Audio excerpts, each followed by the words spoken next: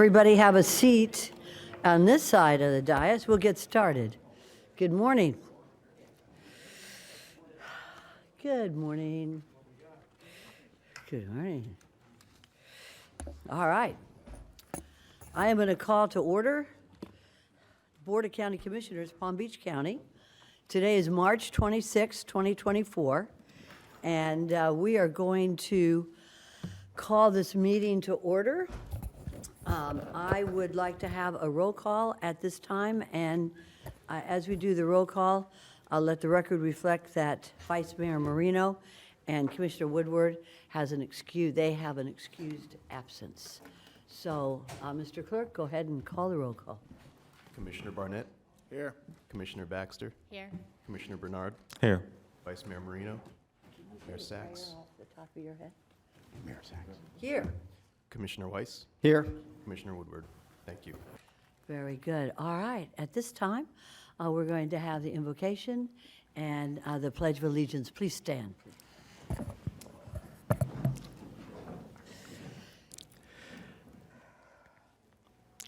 Father, guide us in the duties we're about to perform. Give us wisdom to make the best decisions for all of our citizens. Help us to remember that no problem is too small to escape concern and perplexity too great to resist solution. Amen. I pledge allegiance to the flag of the United States of America and to the republic for which it stands, one nation, under God, indivisible, with liberty and justice for all. Let's look at the agenda approval at this time. Are there any additions, deletions, or substitutions to our agenda, Madam Administrator? Madam Mayor, members of the board, no, there are no additions, deletions, or substitutions. Thank you. Mayor, I'd like to make a motion to adopt the agenda as presented. Very good, and I have a second with Commissioner Baxter. All those for, anybody opposed? See that it passes unanimously at this time. All right, now let's move on to the regular agenda, which starts on page 2. And if you go to the top of page 2, we will find Clerk and Comptroller. This is Commissioner Weiss, you're recognized. Thank you, Mayor. I'd like to go ahead and move item 3A1. I'll second. Very good. All those for, anybody opposed? See that it passes unanimously. Did you get the names of those who? Okay, I didn't announce it. Okay, very good. All right, let's go on now to 3B1, Palm Tram. And we do have a presentation. Good morning, Mr. Von Lared. I'll have you introduce the members of staff.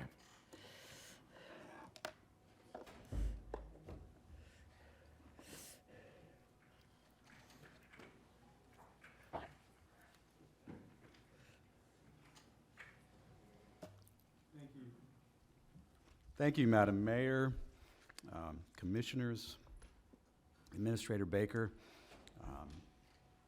We have two Palm Tran items before you today, and I appreciate your indulgence on this workshop meeting on these important items that we're bringing forward. I'll introduce our table with you. Lou Ferry is with us. He is our paratransit extraordinaire at Palm Tran and oversees Palm Tran Connection for us. Many of you know Fredlyn Johnson. She's our numbers whiz at Palm Tran and takes care of all things budgetary and is the director. Michael Blaylock, who is our interim director, and then also wanted to recognize Masimba Matumba from the County Attorney's Office, who is our attorney assigned, and we appreciate his guidance through all of our Palm Tran items, particularly these that we have before you. So there are two items before you today, and they're related to one another. The first item is a funding-related item for ARPA funds, and then the second item is our larger paratransit, our 5-year proposed contract that we're bringing forward to you.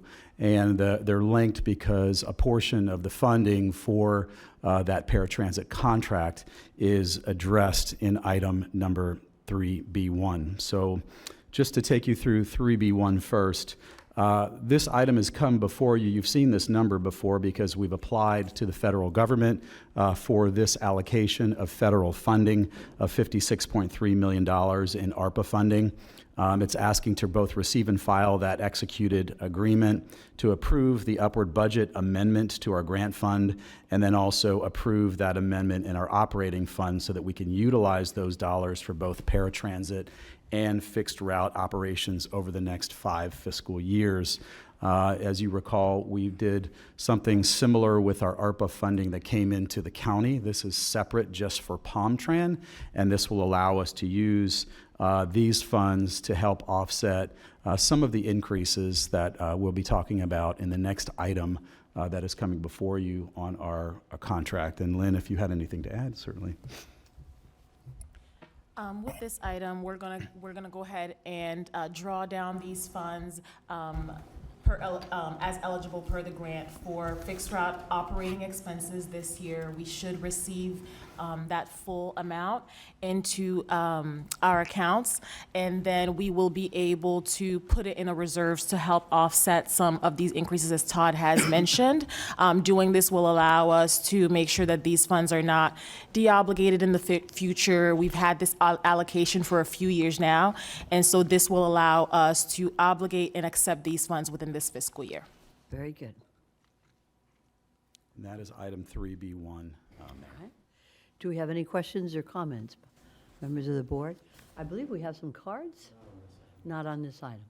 Okay, very good. Then do we have, Madam Mayor, I make a motion to approve item 3B1A, B, and C. okay, and I have first by Commissioner Bernard, second by Commissioner Weiss. All those for, anybody opposed? See that it passes unanimously. Very good. Moving right on.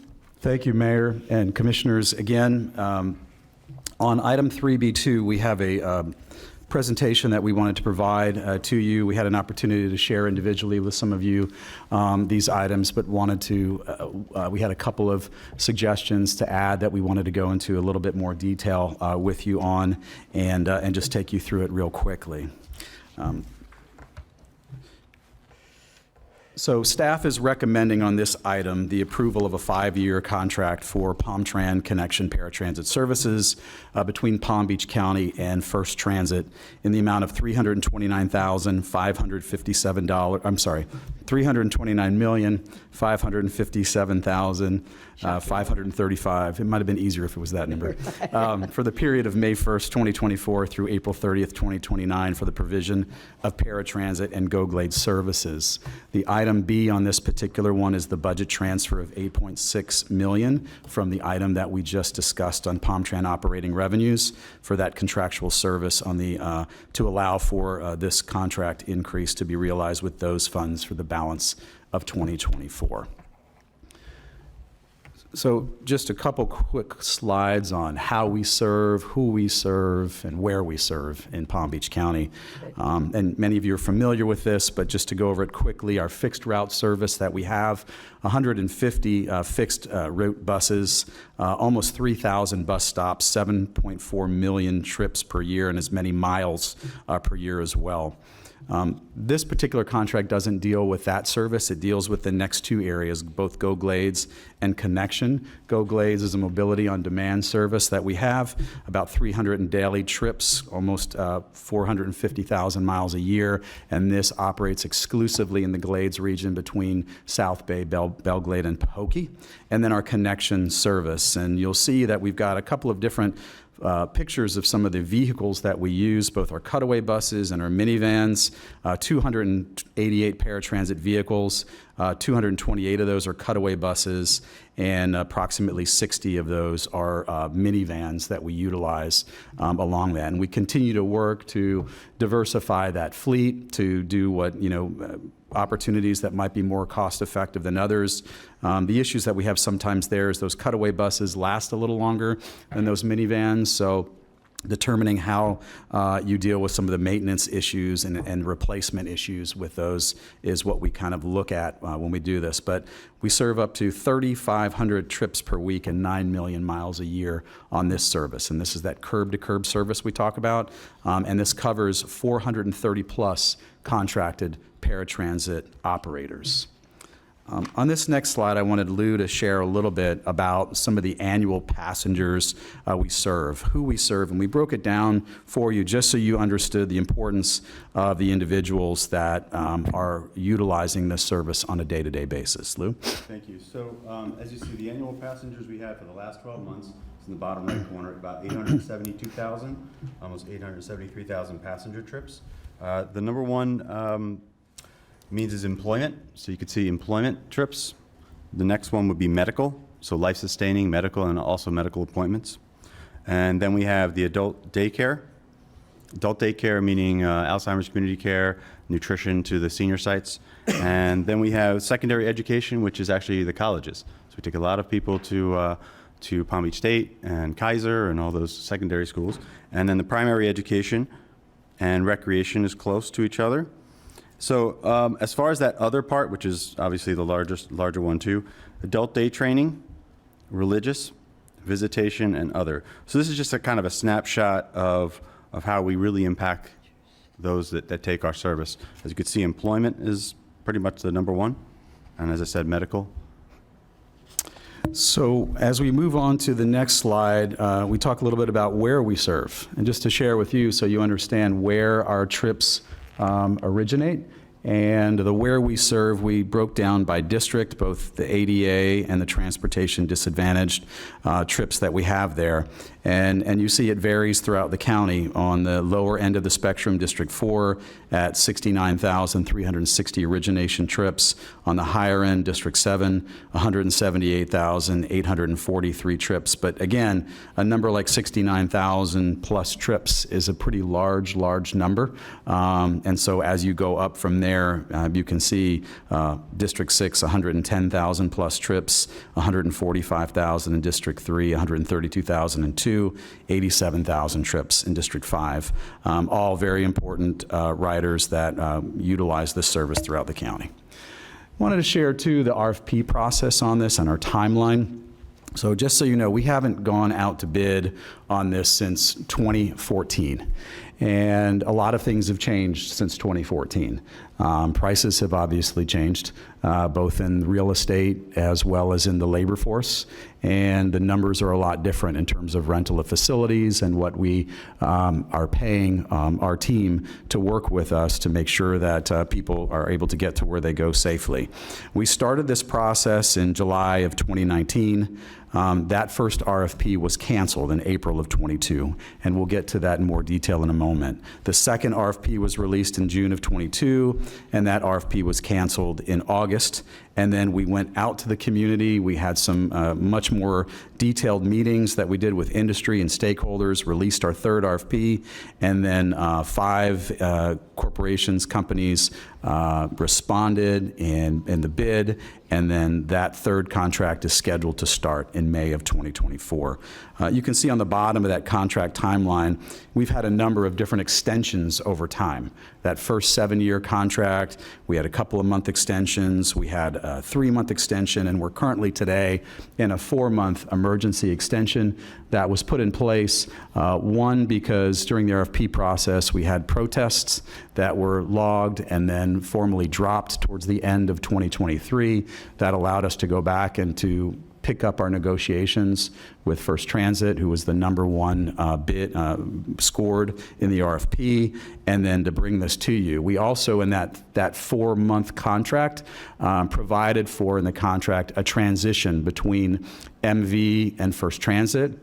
And we put stipulations in that contract of how we were going to transition the trips and some of the workforce over to First Transit to help provide as smooth of a transition as possible when we got to May of 2024.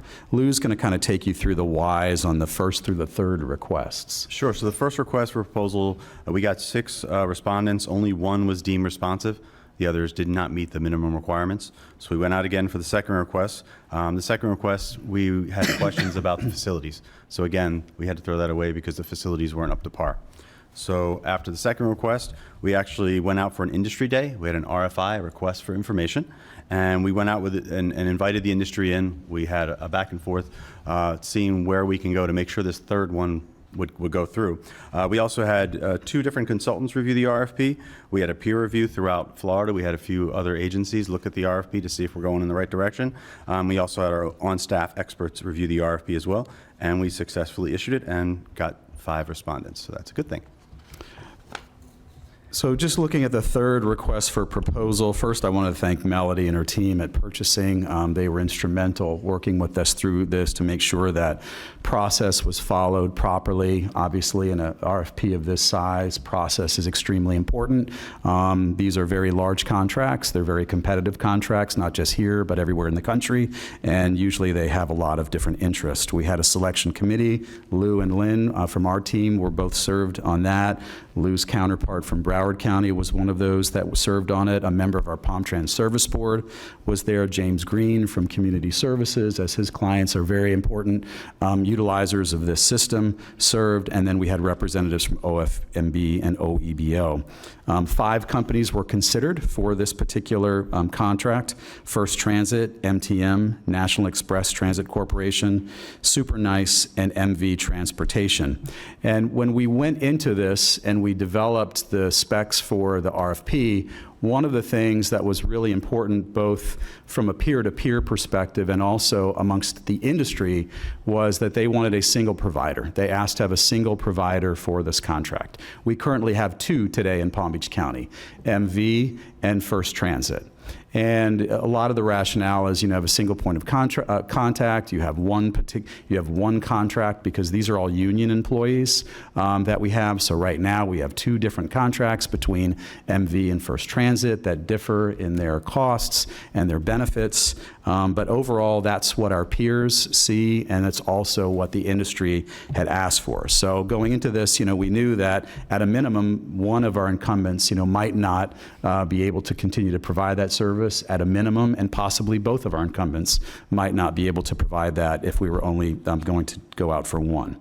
The selection committee heard those 5 oral presentations, and then they were reviewed. There was an oral presentation, and then scoring resulted in the following order. First Transit was number 1, MTM was 2, National Express was 3, Super Nice 4, and MV Transportation was 5. And there was about a 100-point difference between number 1 and number 5 on this list of scoring. But ultimately, the committee voted to shortlist the first 3 companies to bring forward their best and final offer. And those companies were First Transit, MTM, and National Express. So they met and provided a best and final offer on the finances. And then the selection committee recommended that First Transit be awarded the contract for the next 5-year period. This next slide just shares with you a little bit about the scoring criteria for the RFP. And we wanted to make sure that you were aware of all of the different components.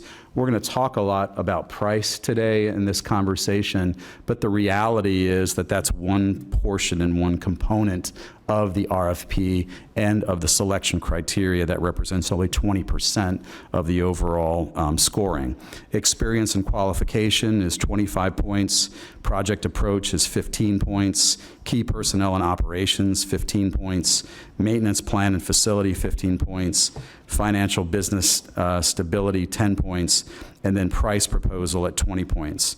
And we shared with you some of the points that were received both in the financial and business stability, where each proposer earned the maximum of 10 points. You want to make sure a contract of this amount is a corporation that can handle a lot of the finances that are involved and have some level of establishment.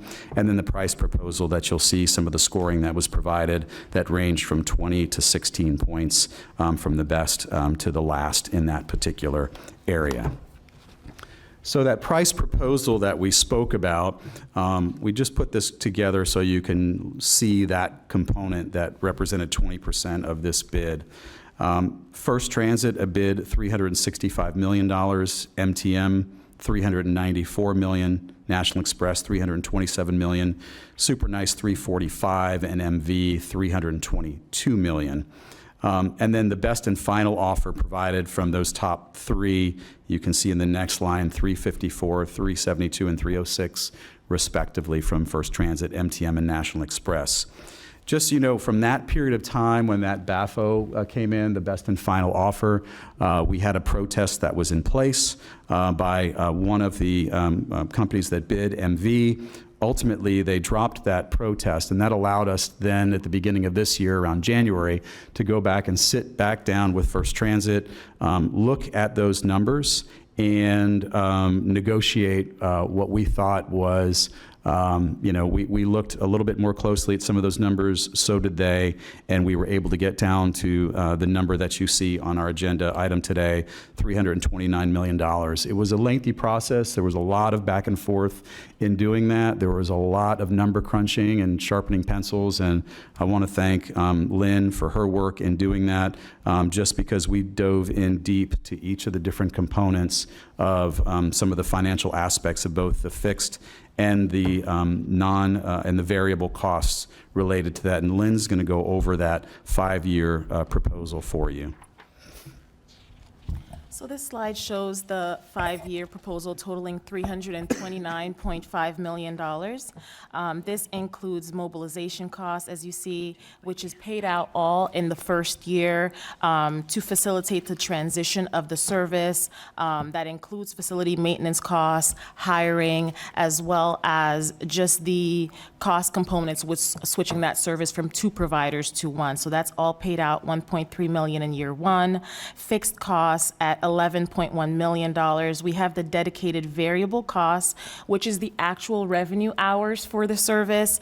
This number obviously fluctuates based on the service, the productivity, and demand that we can see change from a month-to-month basis.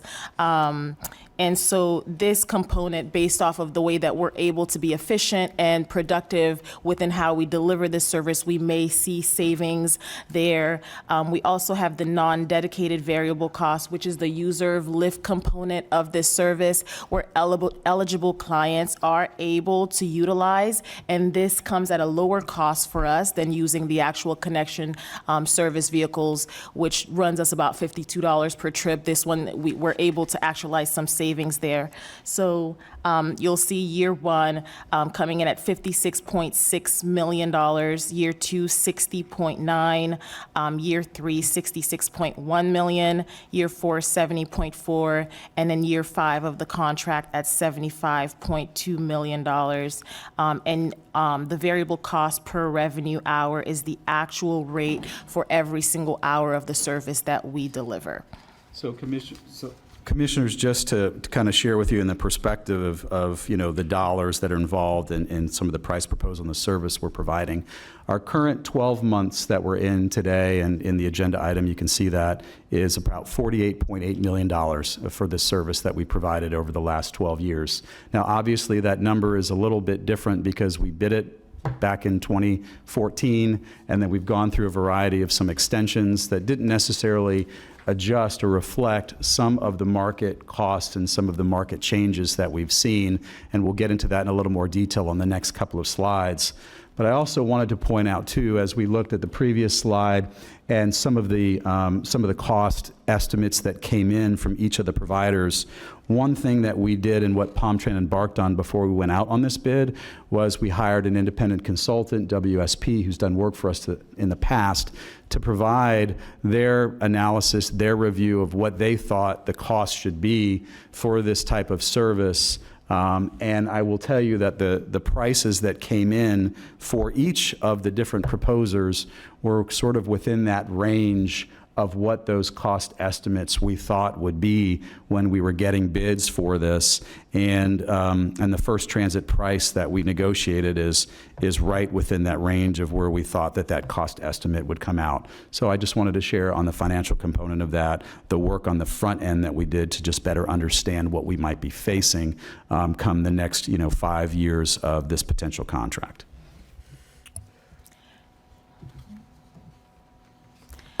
And the next slide just breaks that down. Obviously, the previous one was per year based on the contract, but for fiscal year, for us and how we do our budgeting, we'll see in fiscal year '24, this will cost us $24.3 million. That's just the last remaining 5 months of the fiscal year. In total this year, with the new contract, this service will cost about $54 million. But the 24 just shows what will be from this particular contract and the rates proposed. Fiscal year '25, 57.6, and then 63.1 in fiscal year '26, 67.9 in fiscal year '27, and 72.4 million in fiscal year '28. Fiscal year '29 is dramatically lower because that would be the point where we would go back out to bid on this contract. So this only reflects 7 months of the contract itself. It's important to note that this $329 million total is a not to exceed, meaning that in as much as we're able to find efficiencies within the system, kind of implement some of the recommendations that we've brought before you for this connection service, we're able to actualize savings and come under this 329.5. And that's what Lou's team and us at Palm Trend are working towards, how to make this service sustainable for the future. And that is our total fiscal year breakdown.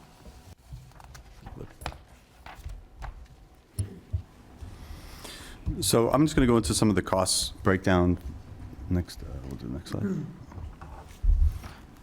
So here's some of the things that contributed to the higher costs for this contract compared to the older contract. The first would be leasing a facility here in Palm Beach County is a lot different than the previous contract, with utilities, janitorial, everything pretty much going up. Also, we had added security requirements. About a year and a half ago, we had 30 or so catalytic converters stolen from one of the yards. So we have cameras and fences and all kind of good stuff in this one to keep our assets safe. Also, the management support, we did have additional costs for that, for labor in the county, as well as an administrative headcount. We have more supervisors in this contract than the previous, just to make sure we can respond to any accidents or incidents throughout the county.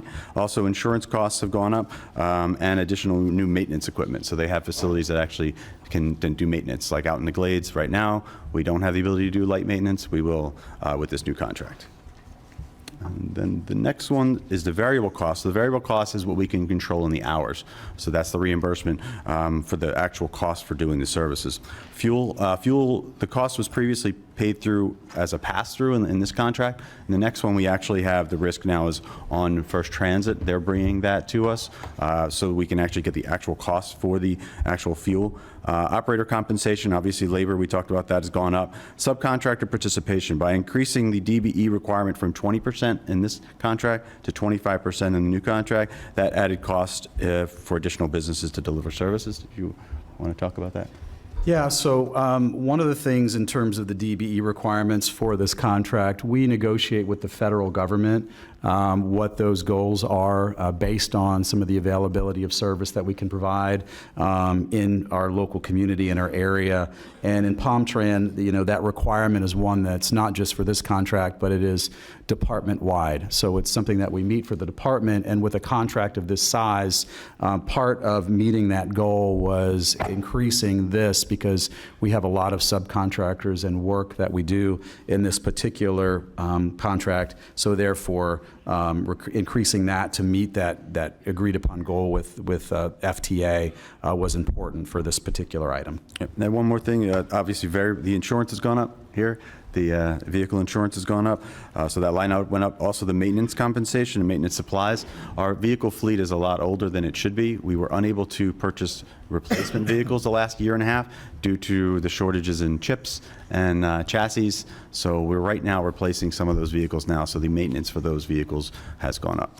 Yeah, and just to touch on insurance, because I know that issue came up too in some of the discussions that we had individually with you. I mean, roughly to insure a vehicle of this type is about $3,000 a year. When you think about the sort of the size of the vehicle, who we're transporting on it, the potential for movement inside of those vehicles. So, it's not cheap by any means, but sort of well within reason of what you might expect for a vehicle that's carrying multiple people, some who have different levels of disability, older population, and just to kind of give you an idea in terms of what those particular costs are for this contract. Okay, so the next slide just talks about the changes from the previous contract to this new contract. We talked about multiple providers, so we went with a single provider. This is to align with the industry best practice. Broward, Miami, Jacksonville, Orlando, they also have one provider. Also, our local ATU union was in support of this. So again, there's one provider with one benefit package, so that worked out well for them. The increase in DBE and SBE, we talked about that. We also changed from gate to gate. So gate to gate is when they leave their yard, they start getting paid. Right now, we do gate to gate. We're moving to first pickup or last drop off so that we can actually get paid for the first and last instead of them leaving the gate, going to a Dunkin' Donuts, hanging out, and all that. So we talked about the fuel pass-through. It provides an oversight in the fuel consumption and less vehicles that are idling. Also, the vehicle retirement decreased from 300,000 miles to 250,000 miles, just based on the operating experience that we had. 300,000 was just too high. And we also have the ability to use federal funding if needed, and the GoGlade service is included in this RFP. Yeah, and just to put that in perspective too, our GoGlade service is about $1.5 million a year, $1.5 million. So over the course of this contract, that's not in it today. It's a separate contract that was ultimately combined with this particular item. So it kind of leads us to conclude on our presentation and open up for questions, but wanted to share just a few things. I mean, number one, we recognize that that this is a lot of money that is required in this particular area to serve, our population. But we're talking about some of our most, vulnerable in our community. We're talking about the elderly. We're talking about veterans. We're talking about folks that have a variation of different types of disabilities that are unable to drive. And we've got a population in Palm Beach County that is an older population, unlike a lot of other places. One of the things that Mr. Blaylock, I think, recognized when he first came in was just how unique our population was here in Palm Beach County, just how it was that we served these individuals. But one thing that we as staff recognize is that, in terms of the funding component of this and what we look at, we recognize that there are things that we can do internally as well. And we brought those to you, to the Board of County Commissioners, to look at different efficiencies. And you have given us that direction this past year to do that. You've asked us to look at, how we are scheduling to make sure that our efficiencies in terms of the number of people riding on those trips, that we can increase some of those. You've asked us to look at vehicles. You've asked us to look at, potentially some of the costs that are associated with the larger vehicles versus maybe doing some outsourcing and overflow work with the Uber, Lyft, and U-Serves. You've asked us to look at the eligibility assessments, which we have done, and we have done that component very successfully in terms of bringing those numbers down for those who are eligible to ride the service. It used to be that anytime somebody applied for this, we would just hit the yes button. Yes, yes, yes, yes, yes. Now we get a little bit more in depth, and it's actually helped out our riders a lot, because it's allowed us to have some meaningful dialogue and conversations with them, and to link them up with some other opportunities that they might not have been as comfortable with, but now are riding very successfully on some of those other operations besides paratransit. So we recognize the need to do that. This is a not to exceed amount that we're bringing to you in this particular contract. So certainly on those variable rates and those hour rates, we control that. And so as we work with First Transit on this particular contract, if that is the wish of the board, and as we work internally, we believe that there are some items that we can identify over these first 1 and 2 years and going into the contract that may help us out a little bit as we go forward, to try to recognize that we want to maintain a much more reasonable growth in this particular service, and also want to expose people to some of the options and other opportunities that are out there. So, Madam Mayor and Commissioners, we appreciate your indulgence in this. We understand that this is a big contract that's coming to you. And we hope you understand, too, the timing and the timelines that we've been working under. This is coming to you today because we're trying to continue to transition this service for a May 1st start. And because of some of the protests, we were a little delayed in sitting down and doing some of those negotiations as those played out. But we feel like we have negotiated a very good contract for you for the service that's provided in this particular contract. And we would appreciate your support and approval of these items. So thank you. Thank you so much, Mr. Bonlaren. That was a very comprehensive and thorough presentation. I'm sure since this is a workshop, we probably have questions from members of the board before we have a number of cards. Commissioner Weiss, approximately how many cards do we have? 16 cards. If I may, you can either ask questions now for presenters, or you can wait, or you can do both. But I will give you the opportunity to ask questions now, and of course later on. Commissioner Bernard, you're recognized. Thank you very much, Madam Mayor. Just want to go over a couple of the slides just to make sure I understand. Sure. Going into, I think, slide 7, you said that the first request for proposal was canceled. Can you elaborate more on the reason why the first and the second proposals were rejected or canceled? Sure. Yes. So the first request proposal, only one company met all the minimum requirements, meaning that's a safety system plan, an EEO plan, just the fundamental things that were needed by and purchasing asked for. Only one company had all those things that were correct. So in the second one, we tried to correct that to say, okay, here's how to submit all these forms, here's how to submit everything. And in the second one, the facilities failed. So we felt as though in the proposal, it said that they needed a letter of intent upon award, and only one company had that letter of intent. They actually purchased their own building. The others did not have the correct documentation. Also, some of the facilities were non-existent. There was 2 barns, literally a barn, and there were a couple facilities that just didn't meet our requirements. And there was other things with the proposals that we were just not comfortable with this type of contract, as big as this is going to be, to move forward without a plan to have a facility for the vehicles just didn't go well. Now, I will say that the first and the second also had 2 providers involved too. So they asked for multiple providers, and then we did that industry day. That's why we went to the one single provider.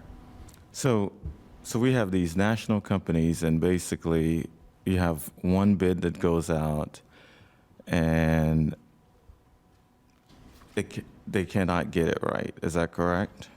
Yes, and that's why we had that industry day. We wanted to bring everyone to the table to try and really hash it out, to say, what can we do to get this forward? What do you guys not understand? What are we not putting in here so that everyone gets on the same page? And ultimately, we got that third one out. And then so you did the second proposal, and they still couldn't get it right. Is that correct? Yes. All right. And then you did the third proposal in July of 2023. Like, why didn't you do all these things the first time? Like, the industry day, all of that. Why didn't you do that the first time? That wasn't the plan our previous director had, unfortunately. As we learned from these, then we did that industry day. It was also, we brought in the consultant, WSP, on I think the second request, after the second request, not before that. So that was the direction we were given. Okay. Next question, I believe it's, let me make sure I get the right slide.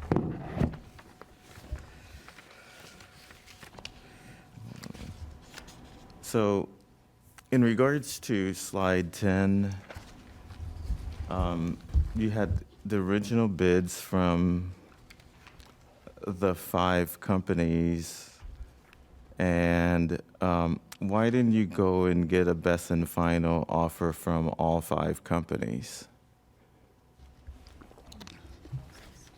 Yeah, they want to take that. Sure. So I actually have the points from No, the. I'm saying, you said you went and got best and final offer Right. from only So- 3. So the selection committee looked at the points that were scored from everything other than price. So the points for the first 3 was 592, 574 points, 580. Then the last 2 were down to 475 points and 426. We felt as though that the 4th and 5th responders did not understand the project as well as the first 3. So to have everybody do it, it didn't make sense to the selection committee.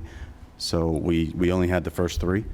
And I Okay. think it's important to also, if I may add, that because the price was, it's a small component of the overall, and so we have to look at what's going to make a difference. If all 5 companies bring in their best and final, will it make a difference to the outcome of the selection based off of the overall proposal? And so these top 3 companies were sort of close, so that when they are submitting their prices, we're able to make a decision that still would give us the outcome that we needed per the RFP.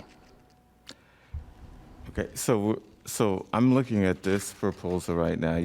So First Transit had an original bid of $365 million, and they submit a best and final offer for $354 million. And I'm looking at National Express. They submitted a best and final offer of $306 million. And then we've got MV, who submitted their original proposal at $322 million. And so you're presenting to us for us to approve a $329 million contract when there was an offer for 322 or 306 that's in front of us. And then when I'm looking at this, your slide 11, we have an annual cost in the first year, $56 million. And then in year 5, it's going up to $75 million, which is close to $20 million increase from year 1 to year 5. And you want us to approve this contract for this much money with these increases. I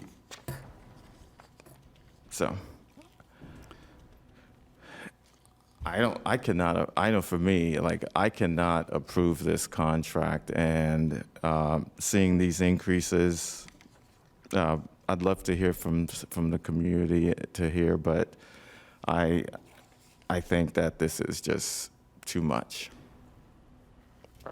Thank you. I'm sorry, did And you want to respond? Madam Mayor, if Go you'd ahead. like, we Sure. could just briefly, Commissioner Bernard, and we appreciate that observation, trust me, because we've looked at these numbers, I think, with the same eyes that you do, and say, man, these are, big dollars that are in the transportation and transit world. And we look at it, too, the same way that we've looked at a lot of contracts, a lot of items that have become before this board over the last couple of years, where we've seen pricing that varies significantly from what we saw just 4 and 5 years ago, let alone 10 years ago in that regard. One thing I would just say is that, in the process of scoring this proposal and looking at how the different providers came up with their dollar amounts, some of them used slightly different calculations on how they got to those points.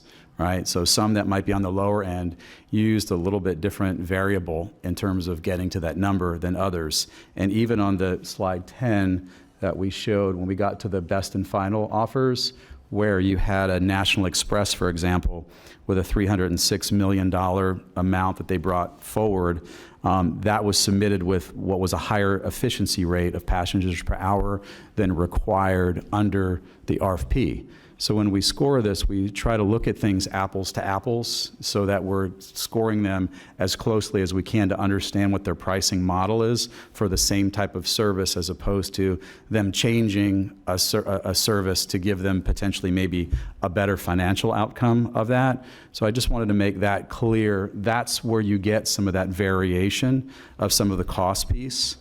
And then on slide 11, when we talk about the fixed and the dedicated and non-dedicated variable costs, The one thing that, when we look at those increases that you share, and yes, they do go up, I mean, and those are based on projections of ridership from year to year. And again, this is a not-to-exceed amount. And so as we look to the future, it's what is that projection? Do we expect that this is going to be a service that's going to yield fewer trips or more trips? And the way that we asked our respondents to price it is one based on a reasonable increase from year to year in the amount of those trips. So there is an opportunity under some of the variable costs that are listed here for some efficiencies to be built in, and for this number to be smaller than what we're looking at, as this is a not-to-exceed amount that we have going forward. So again, we're hopeful that some of the efficiencies that you as the board has asked us to go back, look at, and bring back to this board every step of the way, that we'll be able to work with you, with our provider, to continue to have a really sharp eagle eye on the bottom line of the numbers of this, and to look for as many efficiencies as we can. And I absolutely appreciate your observation on this, Commissioner. You know, these are numbers that we look at, and we want to control these as best as we possibly can. Madam, I just want to. Have to go right ahead. It's a workshop. I know if you're saying that, you know, yes, we're going to take a look at these efficiencies, but if you're presenting to us from year 1 to year 5 almost a $20 million increase, that means that we will never get these inefficiencies. If we approve this, you know, we're basically giving the green light for you to basically increase it by $20 million from year 1 to year 5. What's the incentive to get these prices lowered? Yeah. Madam Mayor and Commissioner, the incentive is that from an administration perspective, we understand the importance of keeping an eye on the bottom line of programs that we create. The incentive is that this Board of County Commissioners, and I will tell you, I mean, the words that this Board of County Commissioners has used over the last year in terms of our budget, and particularly in Palm Tran. I understand, Todd, but yeah. what I'm trying to say is you presenting this to us with a price increase every year we're going from $56 million to $75 million. That's a $20 million increase. If we approve this, then that means that we've signed a contract that we're going to, you know, approve $329 million. You know, so it should have been a different contract that shows that these efficiencies would take place. So generally with these contracts and the ones that we've seen over the last 10 years, we have not actually met that not to exceed number. We have actualized savings over the last 10 years as we have been more efficient with the CEP that's been put in place. So we do actually see those savings. Now, this RFP was published. Do we have those savings that you said we've had those savings? Mm-hmm. Where are those savings? And can you provide that to us so that way we know exactly? Yep. Anything that we do not use goes back to the general fund. As you know, with Palm Tran, to our bottom line, we generally give back the general fund around $6 million a year. We do have the budget, but we do not actually exceed that budget that we get. And when I say give back, meaning hey, our revenues with our expenses goes back to the bottom line.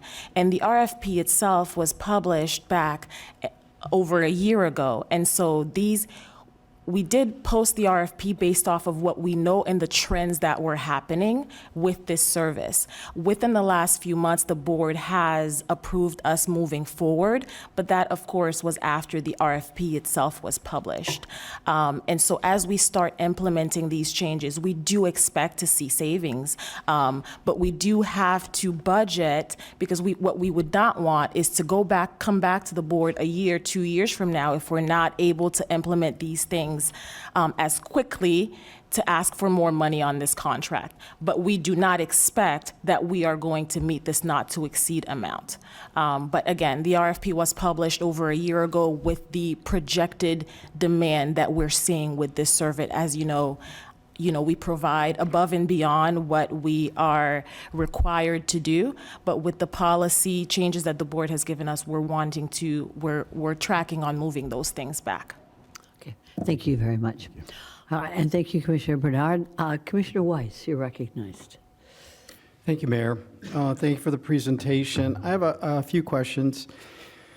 So, one of the questions I think, and I had mentioned when I had my one-on-one meeting, was understanding the use by, stratifying the use by writer.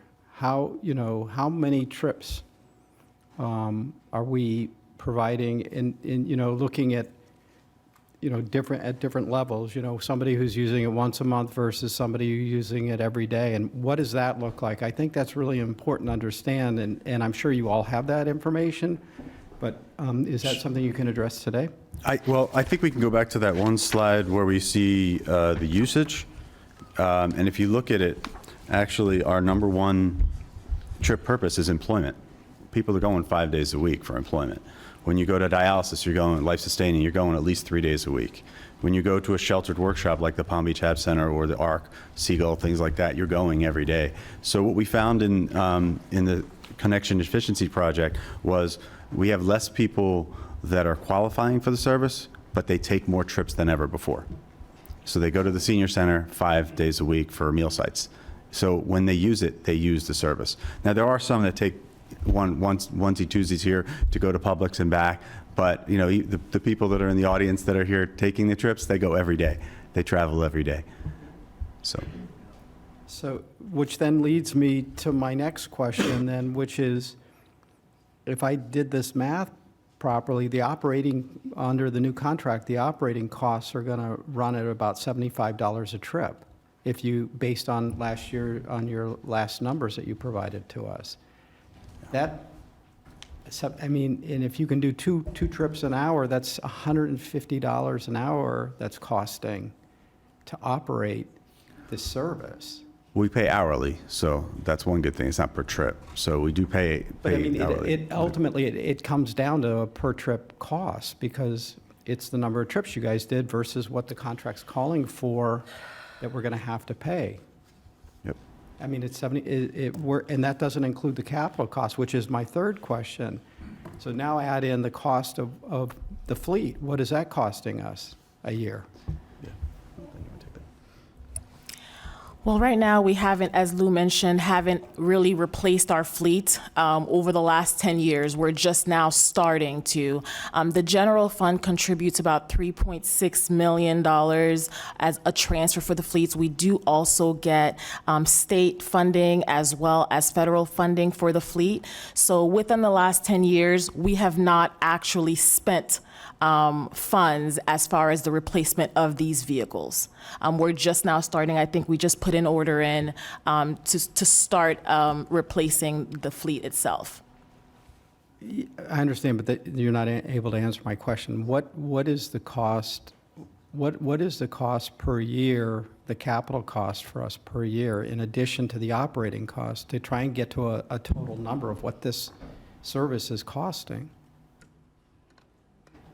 Right. The replacement is about $3.6 million a year to replace the vehicles. We purchased the vehicles back in 2015. It was $17.5 million to purchase the 240 vehicles at that time. And then throughout the years, we've replaced the vehicles when they hit their useful life. So right now, based on the $330 million that's in front of us, plus that's $66 million a year, so it really goes up to closer to $70 million a year to operate this service. And so then your per trip cost goes up to, I'll have to do this, give me a second. It's about 3.6 million. It's 3.6 million a year in terms of the replacement costs per year. Correct. That's what I just said. So in your operating costs under the 329, I rounded it up to 330, is $66 million a year over the 5-year contract. So you add the 3.6, you're up to roughly $70 million a year. And if you take the 70 million and divide it by the 872, 939, it's up to over $80 a trip is what it's costing. Well, and if you look at the proposal that we have on slide 11, this kind of shows you how that works. We have the variable costs per revenue hour that we have as we go from year 1 to year 5 of the contract. So you can see what that hourly cost is that's dedicated for that service as we move forward as well. But I'm getting, that's your hourly cost, but if you're doing 2 trips an hour, you know, now you're up to $160 an hour is really what we're accomplishing. I mean, that's just, I share my colleagues' concern over the cost of this, and I'm wondering, you know, why we didn't put costs at a higher priority than 20%, I mean, because we've been operating this service with 2 providers over the course of a number of years now. And so clearly there's the knowledge of how to operate and do that has been demonstrated by multiple companies now within our county. And from what you showed, the only area I came up with on here where in your summary on page 9, where you denote any real difference was in the maintenance plan and facilities area. Everything else seems to primarily show them as being relatively close together.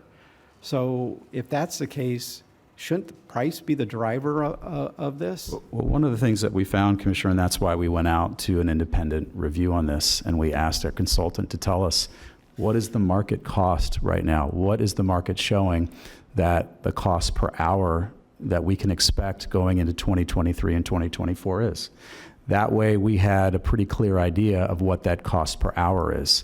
So when I mentioned that the bids that came in and the cost that we had they were in line with what the market is showing. And we've had these conversations with our peers all throughout Florida and the country of what it costs hourly to provide the service.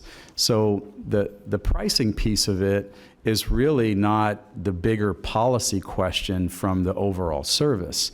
The difficult questions that we have and the different things that we explore are the service area. And we provide service to the largest service area in the country in terms of paratransit.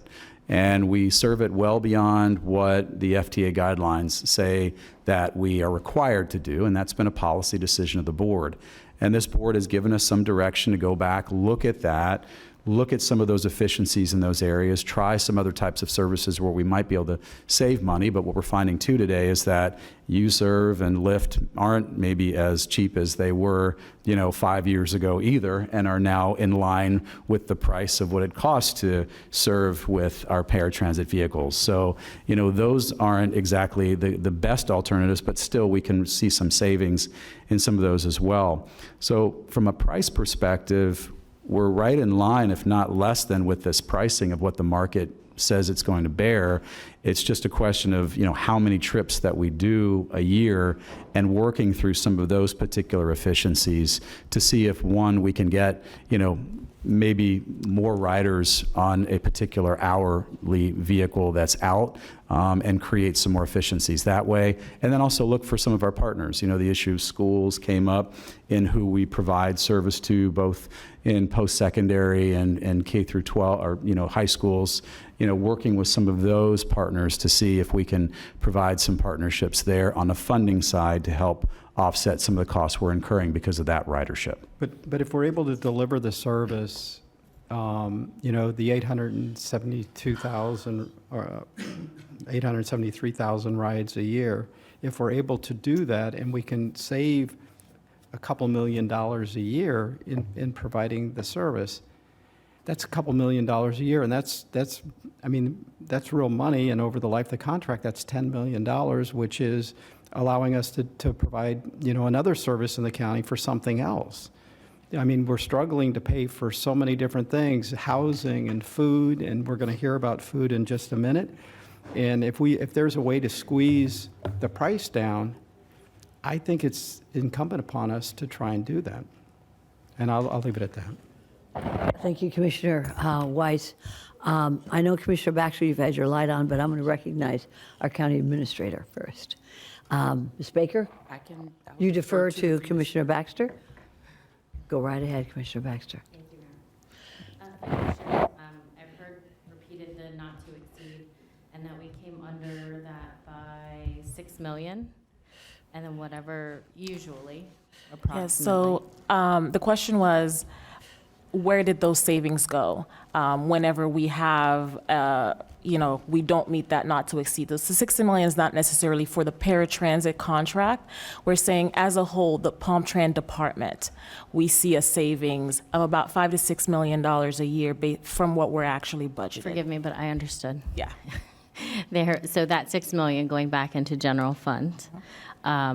If it is going back into the general fund, then how come every year we seem to get an increase in the overall budget of what we're asked to approve with PalmTran? That's my question. Well, this coming year, hopefully we will not have an increase. That's the commitment that we made to the board when we brought you those efficiencies. And so we're working towards that. And we just submitted our fiscal year 25 budget, and we have a decrease in the ad valorem funding. So we're proud to say that we're hearing you and we're making those changes. As far as the savings going back to the general fund, every budget year we budget new.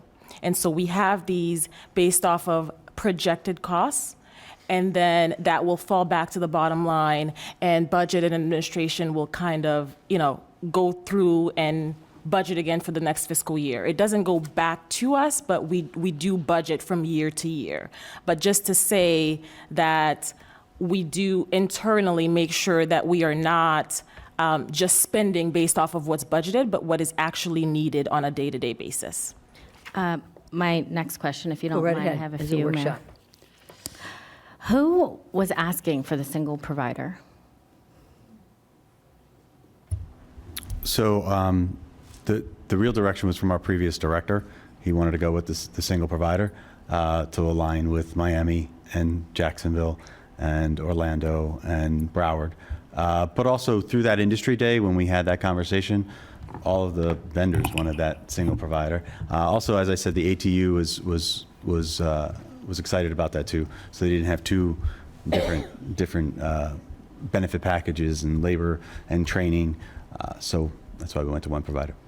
I know in my experience, specialties can be a useful tool.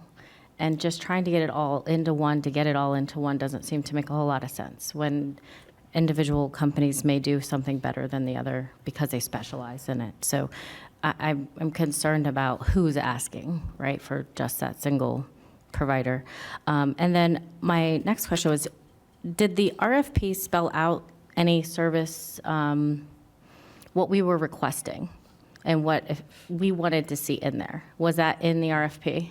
Yes. And Todd, could you just list a few of those? You said them briefly, or whomever, Sure. of what those increases were in services? Yep. We have a slide on that too that I could maybe pull up for you real quick.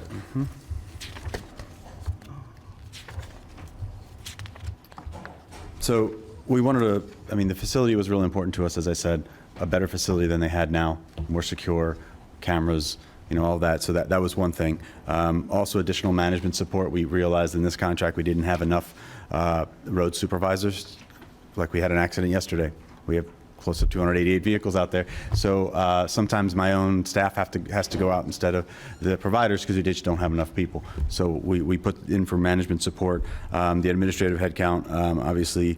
What we asked for a service of about 80% dedicated work and 20% non-dedicated. That non-dedicated is the U-Serve, which is a ADA overflow. U-Serve is like an Uber and Lyft, but they have drivers that have background checks and that have the same type of training that our paratransit drivers do. So we have some customers that prefer that rather than going to like a Lyft or Uber, which they're not comfortable with.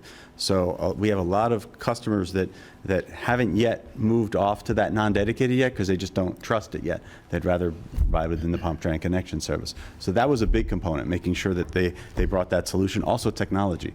We have some technology that is that is proposed by several of the RFP proposers with new technology that the county doesn't have to purchase. So one component was something where our Trapeze scheduling software can talk to the Uber and Lyfts and software. That's about a $300,000 component that we didn't pay for, but they're bringing it with them. Instead of paying it straight through Trapeze, And it's easier to get that done. It's easier for them to bring that technology to us. So it's technology, and we laid out all the things that was important to us. Really, it's our customers, right? Yeah. That, which is amazing, additional services, but what we had discussed coming back and negotiating pricing, did anyone ever ask if the lowest bidder could maybe negotiate services and come back and meet those services that we were asking for at that price? Go ahead. No, go ahead. Well, we negotiated based on the process, right? So just like any RFP and bid that we have, right, there's a process that you go through and you adhere to if you want to, remain compliant through that process. So we started off with an RFP on this third round. We had all those components in it. We went through the bidding. We recognized that there were certain proposals that were more in line with what the RFP called for than others, and just take price out of it for a moment. I mean, all of some of those other components, and then adding price to it based on what they were bidding on. And then we sort of followed procedure. We went down to those top three, as Lou indicated, and then we took our top one after we were able to sit down and negotiate even more, and we got down to a price that was really kind of in line with sort of your low bids from the initial bid that came out amongst those providers. So I think we feel that we remained true to the bid process. We negotiated in good faith, and we worked very closely, with purchasing and legal to make sure that we were able to do it in line to bring you back what we thought was a very defensible and very good deal on all components from the scoring perspective, both from the understanding of what we were asking for to the pricing piece of it. And we think that at the end, we ended up with a really, good price, knowing in our minds what the market price was bearing based on those independent analyses that we had done for us, and we knew what that cost was going to be in it. I think the next piece of this is how we continue to work on the efficiencies, right? Well, and that's, excuse me, Todd. at least from the direction of the BCC. You do an amazing job answering full and completely. Stop me anytime. Thank you for that. Can I add one more thing? Just, okay. Good. Well, I don't know if you are or not. Oh, I don't know. It's up to the commissioner on her questions. Go right ahead, Commissioner. Thank you, Mayor. And yes, Lou, there was one Just thing. one, for those that have been around for a long time, I do want to set the stage too. In 2012, we did go out for an RFP, and it was based on price more so than anything else. And the provider we got, it was horrific, okay? We actually had to terminate their contract because it was so bad, and come back and do an emergency bid to get the two providers that we have now, actually. So it's also, we're also very careful when we, this service is so important to the community, obviously, and I know everyone respects that, but we also wanted to make sure that this doesn't happen again. So just wanted to say that. Lou No, took actually- my points. I'm sorry. That's perfect for my next question, and where I was getting at was, we have this sheet on page 9 that lays out our point system, and price isn't everything. I will agree to that all day long. But at the end of the day, we, the board, have been pretty consistent on wanting to save money, especially when it comes to PalmTran. So knowing that, I would say that, to Commissioner Weiss's point, I think maybe 20% is a little low for what we were trying to get at. Again, not that that's everything, but that's a significant part of this. I have a few more things, but I do believe we have cards, so I will. We have a number of cards. You want to wait until I will wait afterwards? until we Very hear good. from the public and. Very good. Thank you, Commissioner. Madam Administrator, you're recognized. Simply wanted to follow up on a couple of comments that were made. You know how I am about the budget, so I had major hives when Todd brought this information, and a lot of the questions that you're asking has been asked thoroughly, delving into the nitty-gritty details and weeds on this particular proposal. It still concerns me. This is not sustainable. This level of service is not sustainable, not the way that we're giving it today. And so we've got to have a contract in place. At the end of the day, we're going to need a dedicated funding source for Palm Trend if we're going to continue along this line. The current service we provide today is very expensive, and it is only going to grow because our population continues to grow. And as the chart pointed out, it breaks down those particular ones. We go above and beyond, as been stated, of what the feds actually require, because our boards in the past have wanted that. However, when we're looking at who we should select to provide these services, it is clear that it just cannot be on dollar amounts, and Lou kind of laid that out. I was here when that occurred. However, how much it costs is a major factor in it. But the levels of service, the customer service, will they have all of the facilities they need in order to provide the appropriate services are key, and that is how we laid it out in our proposal. When we put an RFP out on the street, we, and I require staff, follow that RFP. You don't throw anything else in there that wasn't asked. Sometimes I have to bring things to you that I don't necessarily agree with the outcome. However, if it followed the process, then that's a board decision once we make sure that it's followed the process. This particular one, the third time was the charm. It did follow the process. So we don't go back and allow someone to resubmit their bid proposals once we're done. Once it's closed, it's closed. The only thing we do is we go back and ask for a final and best offer.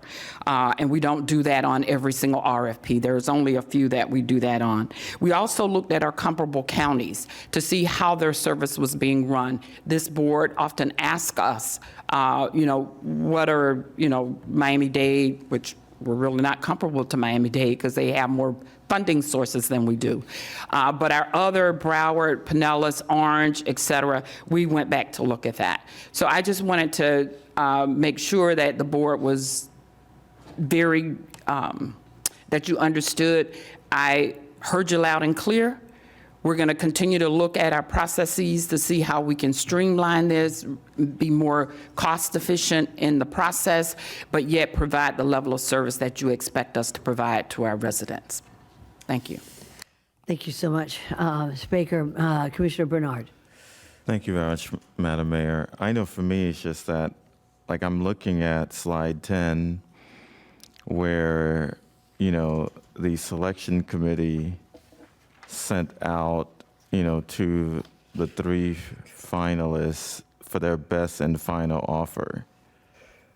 And, one comes at $354 million, one comes at $372 million, one comes at $306 million. And we have a negotiated price of $329 million. For Palm Trend staff and administration to just bring this to us and want us to approve a $329 million when, there are lower amounts that could have been negotiated. So I just don't think that we should, sign this contract, approve this contract when there are other better offers for us to provide the services to our residents. Thank you, Commissioner. I have a couple of concerns before we move on to the cards. It seems to me, and Mr. Bonlair and your staff's done an amazing job. I think another commissioner's already remarked on that. It seems to me there's 2 main issues here. One is the processes and the amount of money that are part of these processes that we as a county government look at before we decide. The second, I think, is an issue that I'd like to ask today at this point, and that is this the most efficient way that we can transport someone from A to B? And I think a commissioner brought up the amount of money that it costs us to take a passenger from A to B. Now, we've got a great country. We've got these algorithms that are able to see if a passenger wants to go from A to B, and there's Uber and Lyft out there, and they're, God knows how they do it, but you can get I can get an Uber and, usually within 10 minutes, wherever I am. And I think that we need to review why it is that somebody can pick up the phone and say, I really want to, I missed the school bus. Can I get to school? Could you pick me up? Because it appears, and please correct me if I'm wrong, on page 4, we have the various trip purposes that folks will take. Now, Uber and Lyft costs money, and the amount is determined by algorithms as to where they're going. It's not who they are. That's what government does. We take care of our most vulnerable. But they have the most efficient way to go from A to B. So it appears to me that we're taking, now we don't charge people for these services, right? We do. Now, are there different costs for recreation? Are there different costs for folks who have to get to dialysis, life-sustaining? I think maybe we should review that, because if somebody wants to go to college, and that's wonderful, they're going to one of our state college, FAU, whatever it is, there's a cost to go, and that cost should be determined by the purpose of the trip, rather than somebody who is developmentally delayed or has a disability where they cannot drive, and they need us. So the folks who are going to recreation maybe should help pay for those who cannot drive. I think this is something that we need to look into. Also, and I haven't heard anything about this, federal, state partnerships and private partnerships. We have daycare centers here that charge a lot of money, private. We have, we have a lot of adult centers here, and they have their own buses. I know, because I represent a number of them, and there's others throughout the county. So maybe, and maybe you have already looked at, excuse me, sir, but I think you live in a group home, or you live in an area where you're a private provider that you pay for, or the federal government pays for, provides you with a van to get to Publix or to get to your medical needs. So I would like to see that, and this could go over later on after we go through a couple of cards. Sir, you're recognized. Thank you, Madam Mayor. So I came in on the tail end of this deal and asked the same kinds of questions that you're asking, because I've seen this all over the country. And one of the good news that you have in your county is that Palm-Tran is responsible for the scheduling. And when I started to ask all the questions to the staff, same questions you're asking, why are you transporting people from ART when they have their own vehicles? Why are you transporting people from the charter schools? And why are you transporting people from these different locations? And they clearly told me, said, well, we're the county and this is what we are required to do. I said, now, in my experiences, we've had to live within the 3/4 mile of the ADA rules, and then the state provides funding through the TD funding, and then I'm told that we are exceeding that, we're doubling that amount that we're receiving for those services. So I had to back up in terms of, because what I had been asked to do is to take a good look at this and see where we could reach some savings, because I was alarmed to see these big numbers, and but then when I saw the independent estimate analysis that was done, then I thought, okay, that's pretty reasonable, and I saw the different cost ranges between the companies. The comfort that I had is when the staff made me understand that this is a cost not to exceed. And I said, well, okay, then that gives me some room, because then we have talked about the efficiencies. And I do honestly believe that there are some ways to bring this thing in the home. I think it's not sustainable. I think we're going to have to look at the policies in terms of how we are providing the service and who we're providing the service to, and whether or not they're going to be a partner to this effort.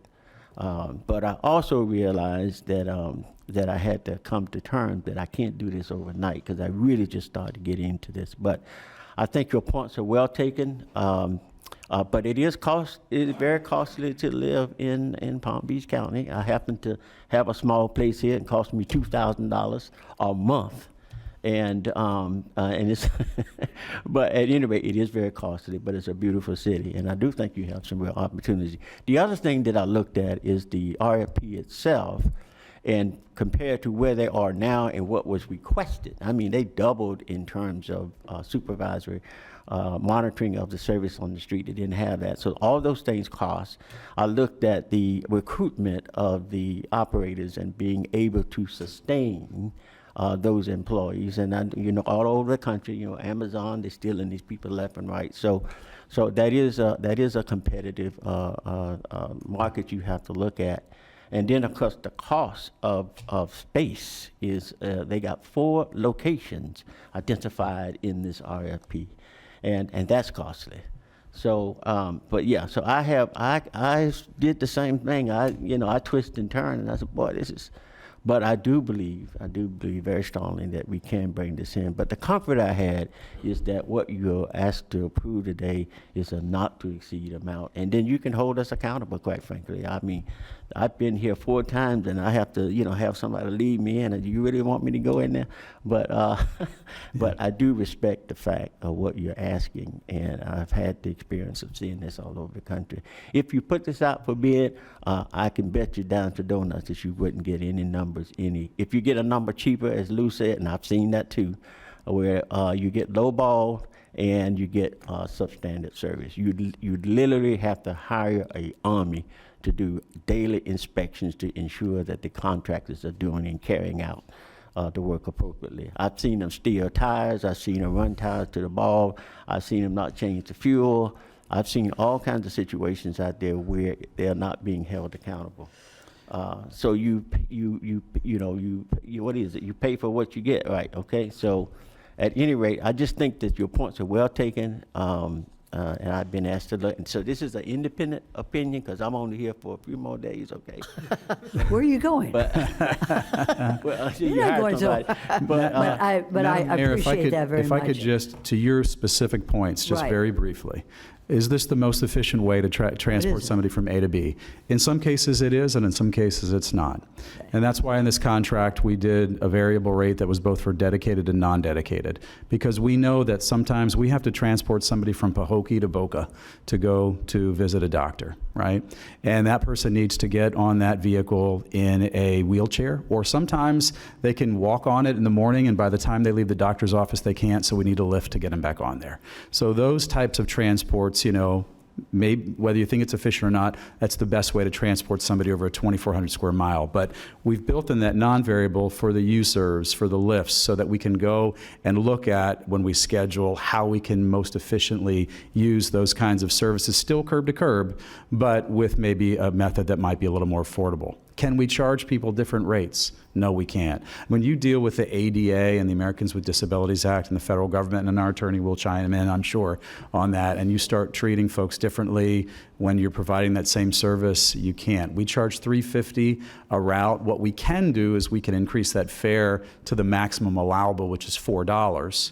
It's double what our fare that we charge for fixed route. That's what's allowable under the law. We can't do different pricing for whether you go somewhere for whatever reason, because somebody's trip to go to the park might be a health-related trip for them the same way it is to go to a doctor's office. And then in those partnerships that you spoke about, first off, thank you for allowing us to use federal funding in this particular contract. We've not used that before.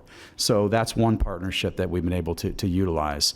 On the state side, we've gone after state funding year after year after year on trying to get appropriations for additional dollars back. We do get some state funding, a little over $3 million a year for our TD that's part of this, but we will continue to seek that out. And privately, when we look at our education facilities and the school board, I mean, Ms. Baker and I have had some conversations. Mr. Forbes previously had a number of conversations with the school board, some of the charter schools, and working on some of those partnerships. We do have some today, but I agree with you. We need to grow those even more because they need to be funding partners at the table with us on the cost of this. Thank you, Mr. Hepburn. What I said, there's 2 different issues, and we can get into more detail later after the cards. One is the processes, and the second is the purpose of who we serve. And you did say that when people call, there's somebody who decides whether or not they can take another type of transport. So I think we need to look into that a little bit more because the county, and it's expensive, and it shouldn't be this expensive on taxes. Well, we might have to tax for dedicated transportation infrastructure costs because of this type of, and that's why we're all very concerned about it, as you are, but we are very concerned about it. And one of the issues is if people are going to recreation, I'd like to know who it is who answers that phone that says, ma'am or sir, where are you going? Or are you going to school? Did you get your school bus? Are you coming from a certain senior center? We know you have buses there. Can this wait? So, and we can explore that at the end of these cards. So we're ready for, we have a number of cards. And Commissioner Weiss is going to take care of the cards. I'm going to ask Commissioner Mac Bernard. He's pretty tough on that time. So be aware, y'all have 3 minutes. A lot of what you can say can be said in less. So we're going to go ahead and start with the cards with Commissioner Weiss. Go right ahead, sir. Thank you, Mayor. Okay, I'd like to invite up Charles John, Melody Moore, it looks like Webster Silvestri, and then I'm going to butcher this name. It looks like, is it Kenold or Keenold? Ma'am, you can come right up over here. You live on, well, I can't even read your road either. You're in Lake Worth. You're in Lake Worth. All right. If you're from Lake Worth, sounds like your name. Come on up. I apologize. All right. Sir, you are recognized. Good morning. Good morning, Madam Mayor. Good morning. I'm Charles Jean, driver for MV since 2007 to now. And what I want you to recognize, in 2012, MV was here, but the service wasn't with one company. It wasn't good. They have to call MV back in 2015 to cover the mess. So I want you to recognize MV in the process for this new contract. Please. Thank you. Thank you very much. Melody Moore. Go right ahead, ma'am. You're recognized. Thank you very much, and thank you for allowing me to speak. My name is Melody Moore. I am the owner of More Cars LLC. We've been in business for 20 years. We've had a relationship and worked with First Transit from the beginning of this current contract, 2015. I am a resident of Palm Beach County, as are all of my employees. We started out with 12. We now have 29 employees. I have such a wonderful relationship with Transdev, Palmtran, and have for a while. So much so that when we started this contract, they lent my company money to buy our first piece of equipment in 2014, 2015. We've been doing it, let me just say this. We detail every vehicle that goes out every single night. So if there's 15, we detail 15. If there's 115, we do. We worked through COVID. We had not any issues with vehicles and the issue with COVID. So finally, I want to say this. I love the people that we work with, Kelly and his whole team. We have a really good relationship, and my company is ready to vamp up for this new contract beginning of May 2024. So, What's the name of your company again? my company name is More Cars LLC. Got it. Thank you. Okay? Thank you. Thank you. Sir, you're recognized. Good morning, Commissioners. My name is Webster Silvestri. I have been driving for MV Transportation since 2015. MV has a provide for me and my family. This is why I am standing before you today, asking you to please don't make the drivers and the community repeat 2012. If you don't know, it was horrible. When the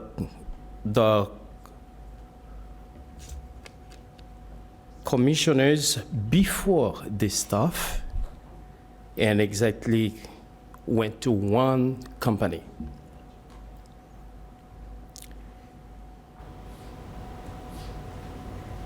We couldn't pick up on time. The client were mad. Some were left behind. Then they call MV back because the service was just that bad. We pick up a lot of people. Palm Beach County is a very big, it's large. With 2 companies now, we are running behind the schedule.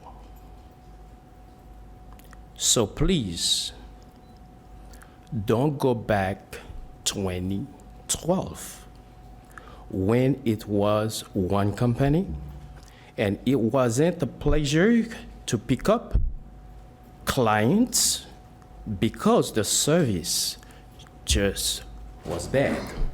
I would love to let you with this word.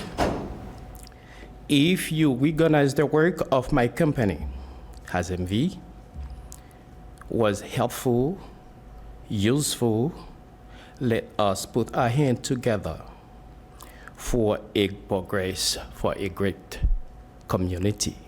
Thank you. Thank you, sir. We're going to have some more cards. Just 1 second, sir. I'm going to, after, and I think it's Kenold, and then after that is going to be Nikki Frenny, followed by Robert Hatchett, followed by Sarant Jean-Paul. Could those folks come on? A couple over here? Is anybody here whose name has been called? Very good. Could I have 2 over here? And you could come over here if you want. And one other, so I want 2 here and 2 here. Sir, you're recognized. Good morning, Commissioner. Yeah, I was driver for MV since 2005. In 2012, MV left. When MV left, something the guy tried to say it was a disaster. And one company, one provider, a lot of problem. In 2015, they call MBY back again because it was a lot of problem. Late pickup, that's very, people really need a ride, depend on us. When you come in late to pick up these people, you feel real bad, like a driver. It was very bad this time. When they call MBY back in 2015, everything come on track. So I see this is one provider, it's gonna be, I don't want the same thing repeat again on 2012. So that's it, pretty much I got to say. Thank you. Nikki Frenny, followed by Robert Hatchett. Thank you, Madam Mayor and Commissioners. I'm Nikki Frenny, Vice President of Client Relations for MV Transportation and a proud muck baby who was born and spent my formative years in the wonderful waterfront metropolis of Pahokee. Today I stand before you representing MV, deeply disheartened that our long-standing partnership with Palm Train Connection is not recommended for continuation. Over the years, MV Transportation has not merely fulfilled our contractual obligations, we have wholeheartedly committed to going above and beyond, ensuring that the Palm Train Connection service remains reliable and accessible. Our dedication to Palm Beach County and its residents is woven into the fabric of our operations. A testament to our commitment is a heartwarming story involving the Go Glade service. Our drivers came across a family of 5 with 3 small children making a very dangerous trek from South Bay to Belle Glade on foot. As you all know, there's not many sidewalks out there. Although this family was eligible for connection services, the absence of car seats for their children stood as a barrier. Our owner, Ms. Faison Lottie, the owner of MV Transportation, and MV will be 50 years old next year, sorry, I lost my place, personally purchased the necessary car seats so the family and others could use the service. This gesture is not just an act of kindness, but a reflection of MV's ethos, to care deeply and act promptly to meet the needs of the communities we serve. Further illustrating our commitment, and as a native of the Glades, I played a very, very pivotal role in our engagement with those communities. During the development of the Glow Glades service, my unique understanding of the community's pulse was instrumental. At the request of former Palm Train Executive Director Clinton Forbes, who we grew up together in the transit industry, we knew each other for a very long time. I led a series of meetings and community outreach efforts in Belglade and Pahokee, addressing concerns about the service changes. My innovative approach to include the community through a service naming contest demonstrates our dedication not just to serving, but also to involving the community in meaningful ways. If you all remember, we did a naming contest in the Glades for the Go Glades service. Our collaboration with Palm Tran has extended far beyond the operational scope. We've built a family atmosphere here. I know I don't have much time, so the changes including the changes in the contract, including an increased reliance in TNCs, are very familiar to the cost-saving ideas we initially proposed, but we were told by the evaluation committee and the Palm Trans staff that those ideas, born out of our nearly 20 years of experience in Palm Beach County, were out of the scope, and thus we were scored low. It's indefensible that the very ideas we proposed but were criticized for were later adopted to make the recommended bid viable. First Transit, or TransDev's initial bid, as you all saw, was $365 million. MV's was $322. Now First Transit's proposed cost is $329. Thank you very much. I appreciate it. Sir, you're recognized. Good morning. I'm Robert Hatchett, Senior Vice President, MV Transportation. Thank you for this opportunity. I want to pick up on where Ms. Freeney left off with respect to the RFP. The RFP specifically called for a service that was 80% dedicated vehicles, 20% non-dedicated vehicles. And as Todd pointed out earlier, there was a 100-point variance between the highest score and the lowest score. And MV was in fact scored the lowest. And the reason we were told that we were scored the lowest is because, number one, we didn't understand the project. And when we asked, why do you assume we didn't understand the project, it was because you used nearly 40% of the service on non-dedicated vehicles, meaning you proposed companies like Userve, Silveride, and TNCs to get to a more effective and efficient cost basis, and that's not allowed. You can only do 20%. 80% must be on Palm Tran vehicles. So as Nikki alluded to, you can imagine how disheartened we are to be here today and hear savings being touted that can be achieved by using non-traditional Palm Tran vehicles. So how can the RFP structure deem one firm non-compliant, i.e. ranking us last, and allow another firm to use the same RFP guidelines during a 4-month period while you're negotiating along with staff to get to a price close to MV's price of $323 million. It's not just unfair to MV, it's unfair to all bidders, including National Express, whose BAFO price was $307 million. So, for this board's consideration, there are multiple bids that were $30 to $50 million lower than what has been selected. And in addition to that, I take exception to, respectfully, the notion that some of the lower estimated bids were because they don't understand the service. We've operated here for 2 decades. We understand the service. And that's why we took liberties per the RFP allowed guidelines to add more non-dedicated service, because we were focused on the funding challenges this county has as it relates to transportation and the opportunity to go outside of the box and propose a solution that's more cost-effective long-term by using a non-traditional model. And so that's what we did. I'm very proud of what we offered, and price may have only been 20%, but it wasn't our only consideration. We considered it more heavily than that. Thank you, sir, for the comment. Sir, you're recognized. Good morning, commissioners. My name is Jean-Paul Sorant. I am very privileged this morning to stand before you on behalf of MV 254 drivers and staff. We all know the importance of the service that we provide in Palm Beach County for people with disability. They utilize this service for doctor's appointment, hospital, churches, and else. I have been with MV since 2005. 2005 and 2012, this contract has been put in bid, but MV has been rejected. They issued that contract to one provider. That provider could not do the service. It was very chaotic in Palm Beach County. Everybody that lives in Palm Beach County know about that. So they have to call Palm Trend. You guys, commissioners, you have to call MV again to fix that mess that's been done to the other provider. We encourage all commissioners today to take wise decision to keep both providers to this service. I heard that when I heard Palm Trend submitted the budget, it may be working in Orlando with one provider. But in Palm Beach County, we have tried. It was not working.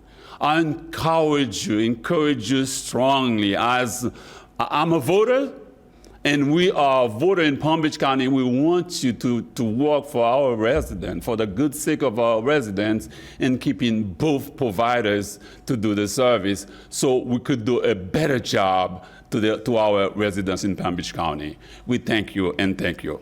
Thank you, sir. We can hear some more. Commissioner Weiss? Yep. Go right ahead. We're going to have Derek, looks like Breen, followed by W.C. Phil, followed by Derek Bruce, followed by Kelly Gordon. Okay, just 1 minute, sir. Okay, good. If we could have all four, 2 at each side. Very good. Sir, state your name. You're recognized. Yes, my name's Derek Bruin.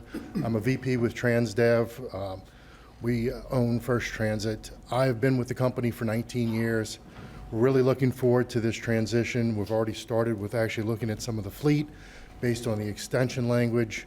I've done lots of startups throughout my decades with the company. We did Portland startup, their paratransit, Lansing, Michigan, Rockland, New York. We have an entire performance team that's ready to go. If y'all make a positive decision today related to transitioning fully to First Transit, and we're just looking forward to getting started. We have all the different departments ready to go, and we'll do a great job for you as we progress. Thank you. I have one question for you. Sure. Is your company a Florida-based corporation? Our corporate offices are in the U.S. or in Chicago. We are our international offices are in Paris. In Paris? Yes. Okay. Thank you, sir. You're welcome. Sir, state your name. You're recognized. Thank you for recognizing me. My name is W.C. Peel, and I'm Senior Vice President of Business Development with First Transit, TransDev Company. On behalf of our company, we appreciate you, this body, considering the staff recommendation of us today. We've been your partner for 10 years, and our team is rooted in this community and has been serving this community proudly for all of that time. In our opinion, of course, your staff has run a very fair and open procurement, and I'll come back to that in just a moment. We were excited to be one of the 5 bidders that was able to participate in this procurement, and then we were excited to move on to that 3rd stage, where only 3 bidders were qualified to submit a best and final offer, and that was us and First Transit, MTM, and National Express. And then, of course, further excited to be selected as the staff pick. We have the highest technical score. We were not the highest price. And our final negotiated price is within that independent cost estimate that the outside consultants did take a look at to be within the bounds of what pricing looks like today. We have 100 years of experience and currently operate paratransit services all around the United States of similar size and scope, from New York to Baltimore, Washington, D.C. to Houston, Chicago, where our headquarters is, Oakland, San Francisco, Tampa, and Orlando here in Florida. For the employees in the room, I hear your concern. I was a bus driver myself. That's how I started in this business. We're ready to welcome all of the current employees from MV with open arms, and their wages and benefits will only improve with us, so I don't want them to worry about that. The ingredients are in place for a smooth transition with minimal impact. As Derek mentioned, we have a lot of experience doing that. And we're one of your current incumbents. We perform well. We're meeting the expectations of staff and the community today. Quality will not falter if you give us the rest of the service. I hear fears of the past before we were part of your solution. We don't believe those fears would happen again. I do also just want to comment for a quick second on the process itself. With all due respect, I think it's important to note this process has been going on since 2022, and as you've heard from the independent cost estimate, the cost of everything in this great county does cost a lot more these days, and our price did take those into account, especially with the multiple facilities, having the right wages and benefits so we don't lose our employees to other vendors in the area that will be hiring them away. We want to keep that amazing experience to help this vulnerable community. The RFP was put out with very clear rules. We followed those rules. In fact, in the end, only two companies followed those rules, and that was First Transit and MTM, because, as you heard, National Express's BAFO was also qualified outside those rules. So your staff followed those rules in selecting us. We're very proud to be recommended, and this kind of a procurement, the FTA, the federal funders, and the local government will audit to make sure everything was done appropriately. And I think also, just to finish up, many of the things you're discussing today are policy changes. We would be happy to be your partner to work with staff to help minimize those costs in the future. Thank you. I appreciate your comments. Thank you. Sir, state your name, and you're recognized. Good morning, Mayor, Commissioners. My name is Derek Bruce, and I am with the Gunster Law Firm. And I represent Transdev also in this situation, First Transit. I want to comment a little bit on the process that was followed. In particular, we've heard a lot today about price, and price is absolutely important. But I want to differentiate between the process where price is everything versus where price is one component of that to be considered. Your staff, as you heard, went forward with a request for proposals. And the process that follows, price is one component of what's considered. In an invitation for bid situation, that's where price is your only or predominant factor. In other words, if you can provide the good or service, if your price is the lowest one, you get the work, period. That's good for when we're talking about widgets or hammers or providing t-shirts. But when you're talking about providing service to the most vulnerable population in Palm Beach County, I submit that a myopic focus on price is not proper, and that is what your staff went forward with. They went forward with an RFP that had a number of components to it, of which price was one. And we've heard from MV Transportation talking about the delta in price. That, and you saw that it received higher scores in the process based on it having submitted a lower price. And that difference of over 100 points that you saw in the scoring was even in spite of the higher score that MV Transportation received as a result of having offered a lower price. And it was still deemed not appropriate to move forward to the BAFO round of discussions with the county and the county staff. And given the percentage of this evaluation that price was to constitute, there was no way that over 100-point delta was going to be made up during the BAFO process, even had MV Transportation come with a lower price. What you got here, and we submit that frankly the protester knew that, because MV did protest the decision from staff. That was evaluated and rejected by the county, and then MV, rather than follow your process that's laid out in the code of going to a special master to appeal that process, they didn't do it. Instead, they sent letters and chose to come here to focus exclusively on price. We went through extensive negotiations with your staff. This is a not-to-exceed number that we're confident, having had intense negotiations with your team, that will be passed along going forward. Thank you. Thank you, sir, for those comments. Sir, if you could state your name, but before you do, Commissioner Weiss has some more cards. Yeah. Just 1 second. So after Kelly Gordon is going to be Shannon Borst, Drew looks like Merritt, and then Carmenita Mitchell. If those folks could come forward and stand in front, we'll proceed. Sir, state your name. You're recognized. Hello, my name is Kelly Gordon. I am your current general manager for First Transit on the south portion of the contract. I've been in transportation for about 10 years, started off as a dispatcher and quickly got into management, focusing on different modes of transportation on the East Coast, so all the way from New York all the way down to Florida. I'm originally from South Florida in Broward County and reside in Palm Beach now. My team is pretty much ready to get everything started and to move forward with taking over the entire contract. We already have the half of it, and we look forward to the opportunity to manage the entire thing and provide the best service that Palm Beach County deserves. We work closely with our DBEs and also our other community organizations, Lighthouse of the Blind, More Cars, as you've already met, MDB Services, People's Transit, so on. We just look forward to being able to work with you guys in the future. We'll continue to work with you guys in the future. Thank you. Thank you very much for those comments. Ma'am, state your name. You're My recognized. name is Shannon Borst, and I work with Transdev First Transit. I'm Director of Business Development. I've also been with the company for 26 years, started out as a bus operator. My previous role, I was a Director of Operations that had direct oversight for this contract for First Transit. So we have partnered for a long time. We have an excellent working relationship. We were instrumental in bringing in the Lyft and U-Serve to the service, and we're going to be looking to expand that in the new contract. So we're very versed and have established relationships with those vendors. We're also bringing some new technology to the contract to help Lou and his staff to improve those efficiencies we talked about to help reduce costs. So we're really excited about bringing that on board. We also have the experience and the relationships with the communities, as you heard from Kelly and you've heard from Derek, our RVP. We're on board to make this transition as smooth as possible, and we look forward to that opportunity. Thank you. Thank you very much for those comments. Ma'am, tell us your name. You're recognized. It's me? Okay. Yes, ma'am. Good day. Mayor Sachs, Commissioners, Madam Administrator. I'm sorry.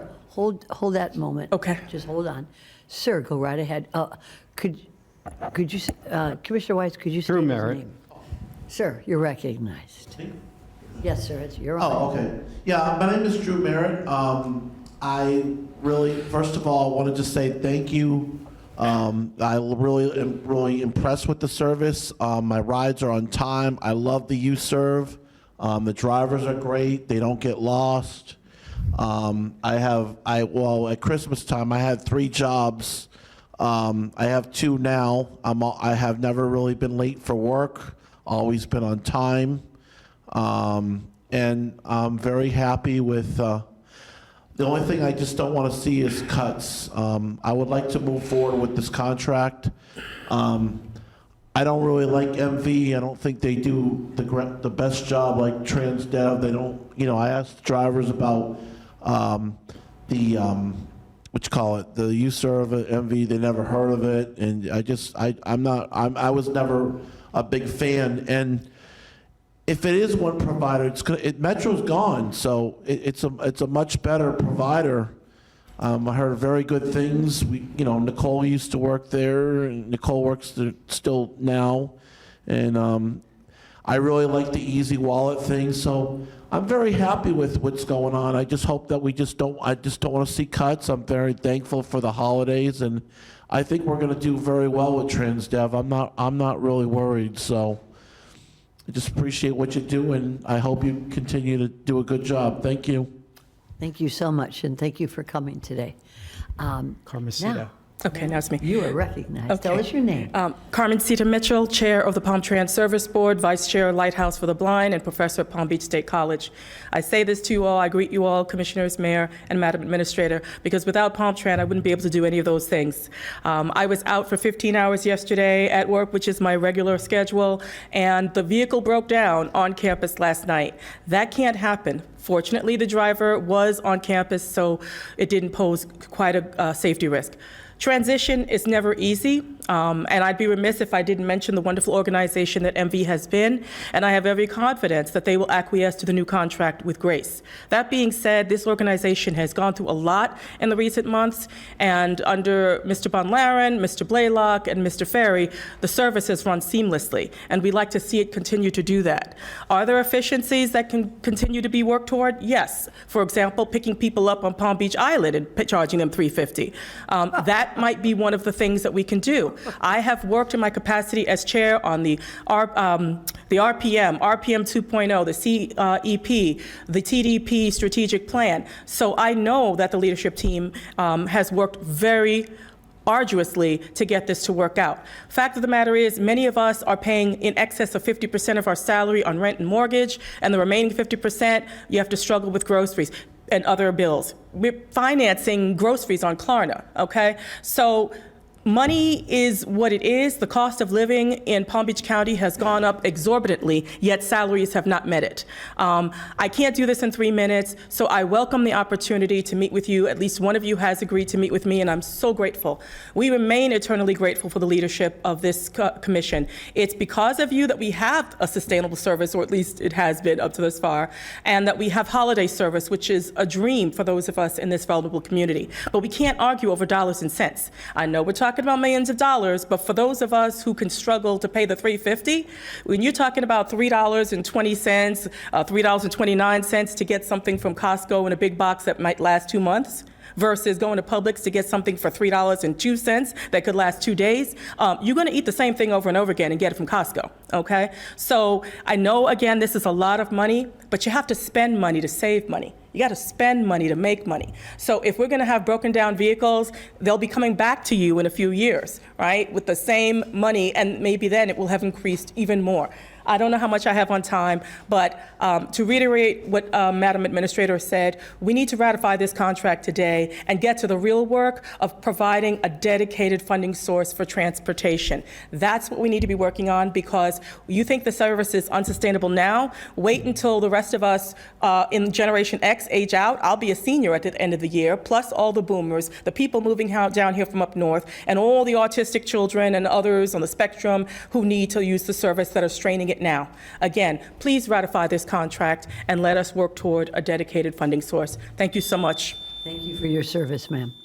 Next, we'll have Chuck Covington, followed by Drusilla Whitaker, and those are our last two speaking cards. We've got some non-speaking cards. Very good. Okay, could I have the other name, the other speaker, come forward to the other podium, please? Good morning, Madam Mayor and Commissioners. My name is Chuck Covington. I'm the owner of People's Transit. I commend you for moving forward today after we've had so many other operations that have come up. One thing that surprised me in the conversations today was the reference to your 2012 company and disaster. Well, I had hired that company. That company was a subcontractor for me in Michigan. The contract went for 3 years. Their performance was subpar. At the end of those 3 years, I bid it out again and decided not to choose them. They decided to sue me, which didn't work out very well. So it wasn't that you had only one provider. It's the provider that you had. Everyone knows the rumors about that provider, so I won't go on any further. We are a subcontractor, DBE subcontractor to Transdev. We work with Transdev, First Transit, in Milwaukee, in Detroit, Atlanta, and of course here in West Palm Beach. They are a paratransit company and a fixed route company. I also do fixed route in Detroit. We have a relationship, and it's very important to the citizens and to make it seamless to all of the residents of Palm Beach how a prime works with its subcontractor. And because I choose who I work with because of their reputations and how credible they are, how strong they are, and how they do whatever job is maintained for them. So thank you folks for moving forward. Let's get this job done. Don't worry about having only one contractor, because that's what they do, that's what we do, and it's not done like the idiots you had in 2012. Thank you very much. Thank you, sir, for those comments. You go right ahead.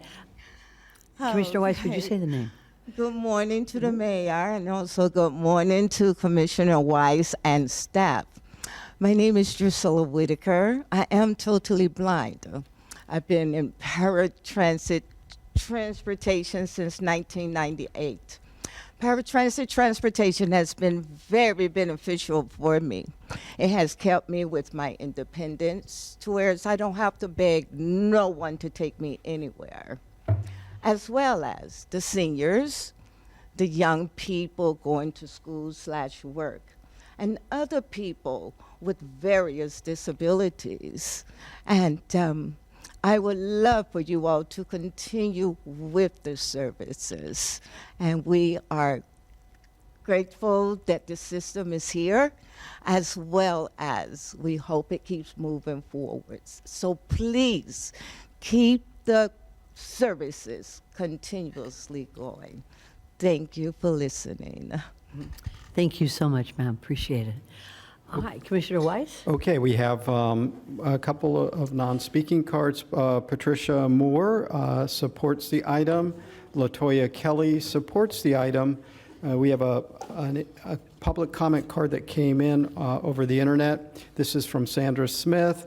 Please don't put the drivers and riders back through what we went through in 2012 when we had Metro and MV. The county went with one company, Metro, and had to call MV back. Two companies are better. The drivers are worried. I want to be there, but I have dialysis. And then the last note we received, this is from Yolanda Smith. And her comment was, what are we doing? My driver that works for First Transit told me they are moving to Sears in a mall parking lot at the end of the week, and MV is leaving. He also said First Transit was at MV putting flyers on the drivers' cars. They had a bus outside of MV base with First Transit banner and outside doing interviews. What on earth is going on? When an MV driver picked me up, he's scared of losing everything. Make sure we know what we're doing. That's it, Madam Mayor. All right, very good. I think we have listened to all the cards that have come in, and now it's time for my colleagues to ask questions or comments before we proceed. I recognize Commissioner Baxter.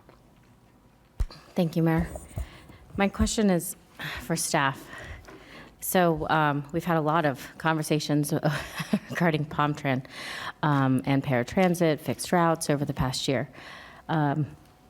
I don't claim to be an expert, but you sometimes feel like one with how many times you hear something over and over and over again. And we have had a parade, I call them commercials, of amazing residents who have come in here and tell us how amazing our services are, how amazing PalmTran is, how amazing our transit is. And yet we sit here and I'm looking at this and it isn't making sense in my head that the people who are currently providing those same services that I've heard for the past year with glowing accolades not even be allowed to submit a highest and best offer. So that's what's concerning me.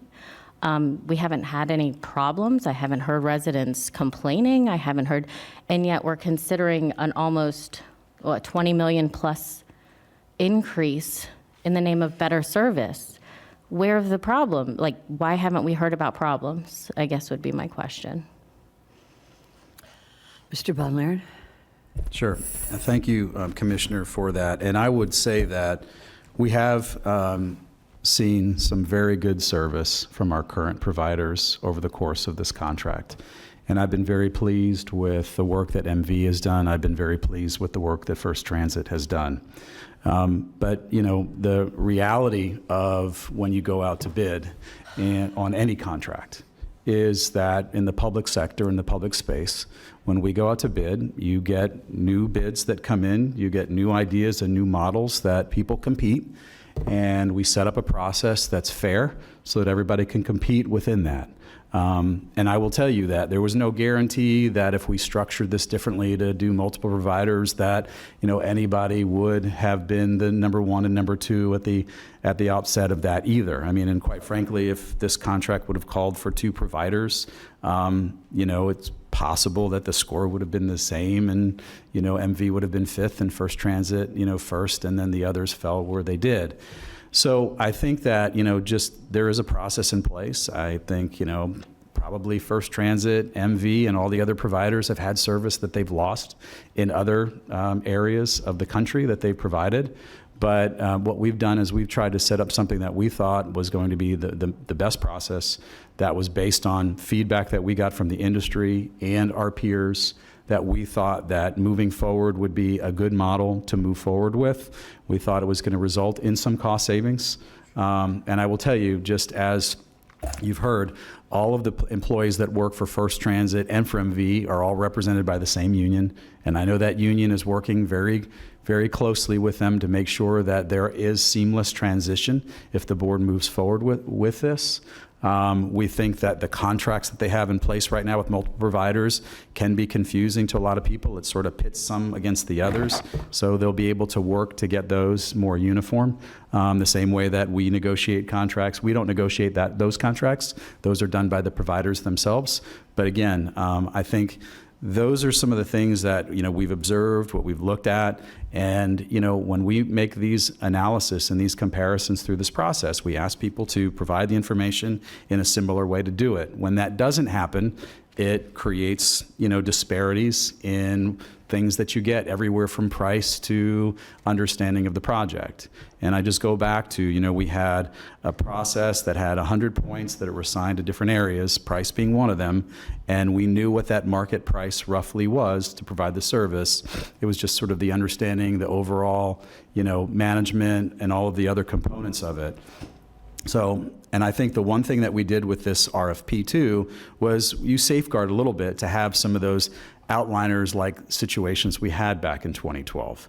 That's why we really looked at sort of those business models internally, and everyone who submitted during this bid, the 5 that submitted, all sort of checked the box in terms of understanding what their model was to be able to provide sustainable service and the experiences that they have. So it should have put them all on an equal playing field in terms of that, going forward. But that's where the process is. That's where it moved forward. And, we knew going to a single provider, as most properties have around, the country, that, somebody, might not be the ultimate, provider who's the incumbent. And it might have been that both of them were not that. So that's just where we are and how this ended up today. Lynn, do you want to add to that, please? Yeah, and I just want to add just to because of the cost aspect of it, whether we had 2 providers or 1, we would not have seen cost savings from having 2 versus 1, just from the way that our actual costs are tracking right now. As I said, for fiscal year 24, with the 2 providers in line,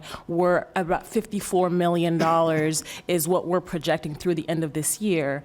And so that's a separate, I just want to make sure that we separate the 2 issues, 2 versus 1, and the cost that would result for us on an annual or for our fiscal year going forward. We wouldn't really see a difference because right now, as it stands in the current contract, we have 2 pricing structures with the agenda item, and MV is currently at a higher rate than First Transit as they're providing the service. So, the way the service is delivered is one thing. The cost factor, we wouldn't see much of a difference whether it's 2 or 1 provider.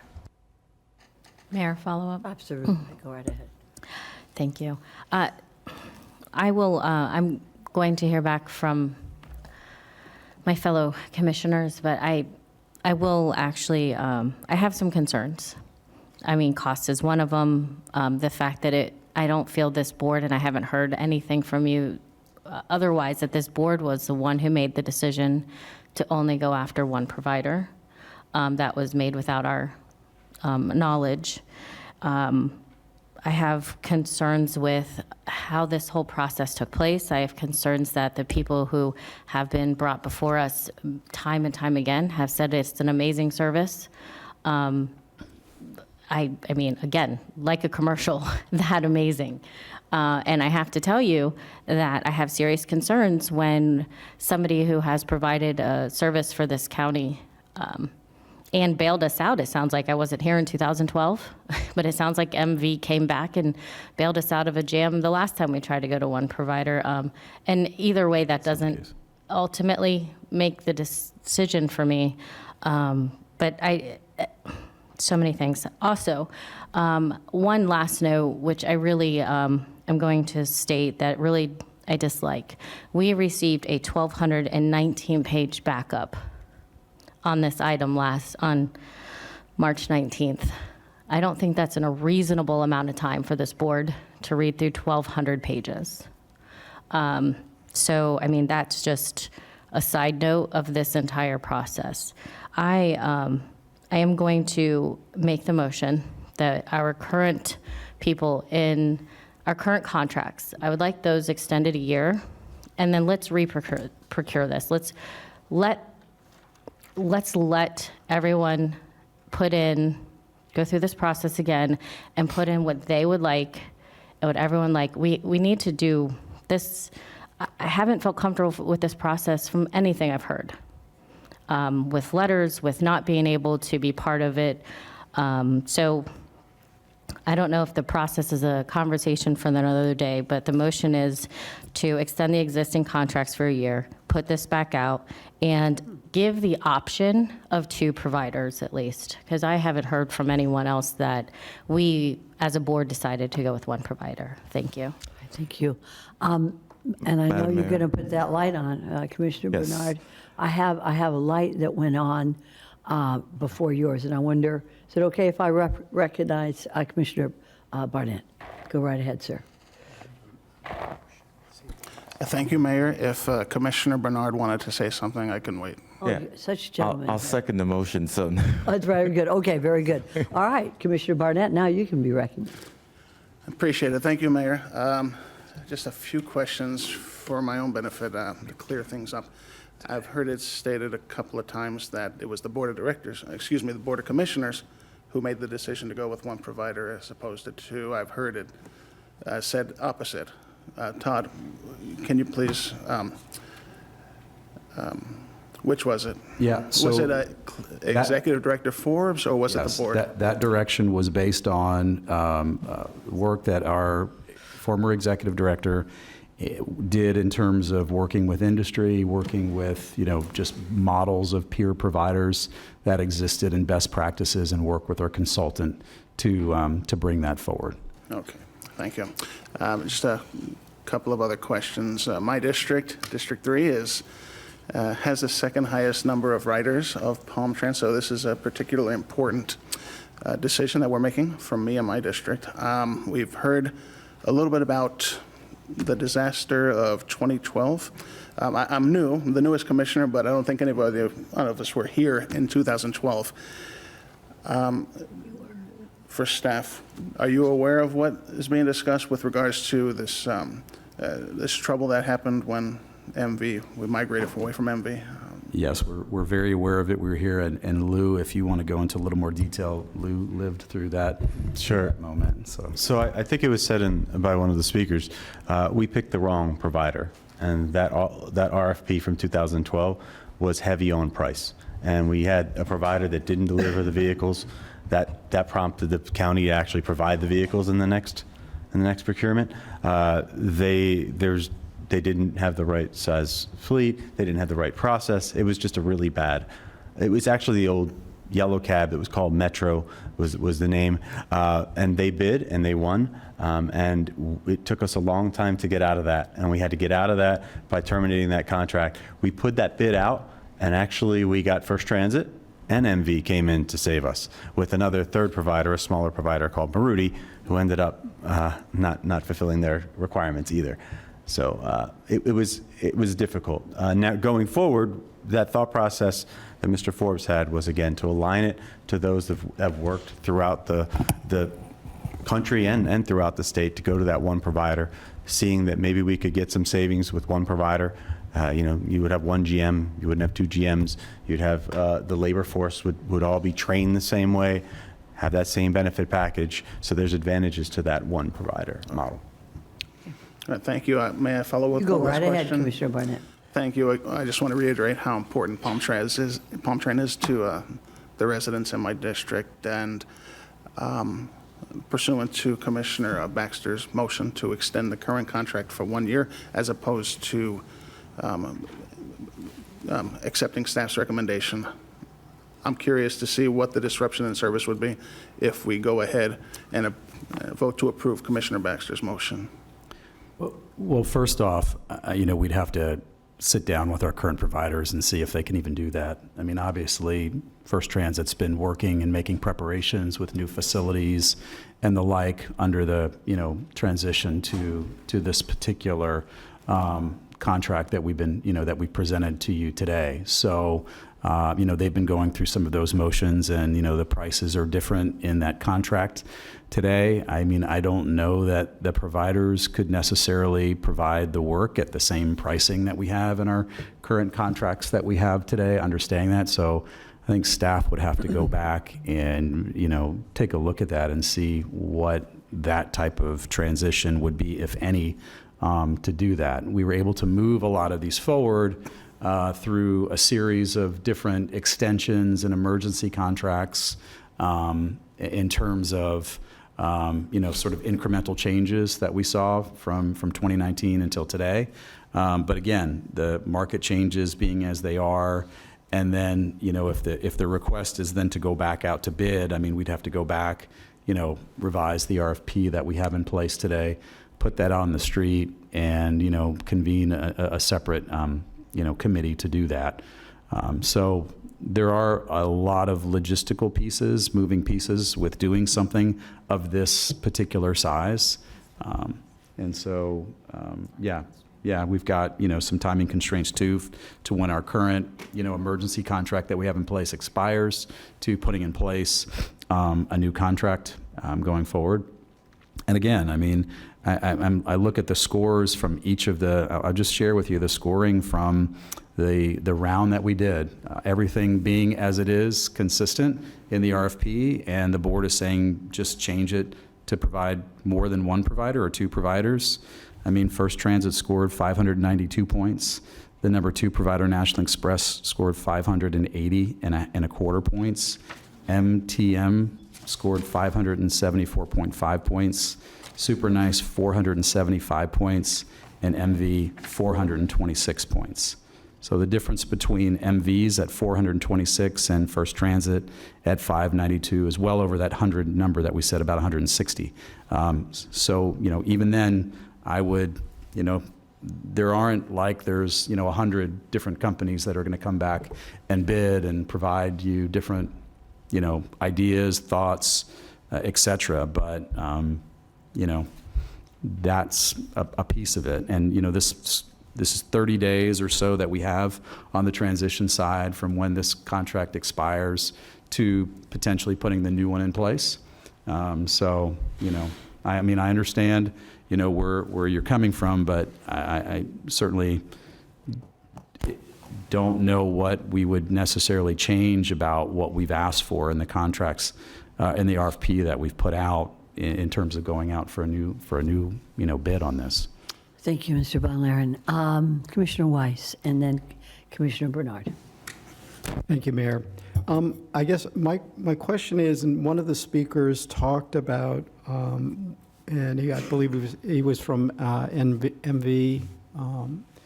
He talked about having more flexibility and being able to find lower cost alternatives and that we didn't consider that, or that it was out of the range of consideration. And I'm curious as to where that goes. Yeah, so Lynn and I'll answer that, if that's okay. First off, when we put our RFP out and the service that we called to be bid upon was an 80-20 split, 80 dedicated, 20 non-dedicated. What that means is 80% of dedicated service is our paratransit vehicles, 20% non-dedicated, which is the U-Serve and Lyft, right? The other providers that bid on that 80-20 split. MV bid on a different model that was different. So when you ask us to evaluate, an apples-to-apples contract before you, and apples-to-apples pricing, and if we ask a bidder to give us the best price on a 12-inch ruler, and everybody gives us the cost for a 12-inch ruler, and then one person gives us the cost for a 6-inch ruler, that's half of the price. That's what we have to bid on. And you're going to just kind of go across the board and say, you know what, this half-inch ruler doesn't really fit into the same model that we provided for everyone. The best price for the 12-inch ruler is this, we're going to go forward. I just say that simplistically just to kind of, illustrate a point for you. But that's when, as a committee that has to look at this and score these proposals, needs to look at them for what they are and what they've been proposed. And so that's one piece of the contract, and that's one maybe difference in it. And Lynn, maybe you can share a little bit more too. Yeah, I think I just want to add that if we were to give the other proposers, First Transit, MTM included, the opportunity to come back and say, okay, we're also going to propose a 60-40 split. The cost savings that MV is presenting would also be reflected in First Transit's proposal. And so just to be fair, in that they did propose what we requested. And if we are able to go with one provider that says, hey, we're going to do something different, the committee would have had to go back and say, in that case, we're going to allow each and every single one of those providers to give us their best and final based off of that 40-60 split as well. And we would see those prices go down significantly because the savings was based off of the project approach. And finally, when you're dealing with a population that we're dealing with, and we have a very delicate population that we serve in PalmTran Connection, and this board's direction to us from this BCC has been explicitly, when you go in and you look at the services that you're providing and you want to make some changes in terms of the actual provision of those services, you need to come back to us every step of the way. And that direction is that we want to make sure that we're making sure that we're doing this very deliberately, that we incrementalize this, that we're not doing something that upsets the apple cart in one fell swoop or changes something drastically overnight. And so that direction from the BCC gave us as staff a lot of comfort as we were moving along and coming back with potential proposals for efficiencies that we were going to do it in a collaborative way that was going to be in line with the direction of the BCC, and that we weren't going to be doing something that too quickly was going to change a model, and then the Board of County Commissioners' offices were going to become the customer service lines for people to call as opposed to ours, which we're very thankful that ours are the customer service lines and not the BCC's as they were back in 2012.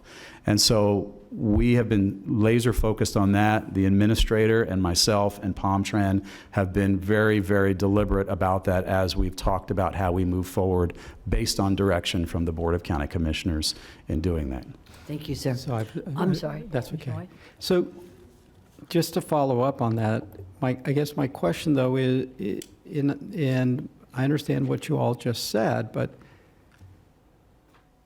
is that 80-20, is that the best that we can do? Is that realistic? Or can we, in trying to provide the higher level of service and take into account the special needs that some of our residents need, is the model, because I just heard from, one of our users that he really likes the U-Serve ability.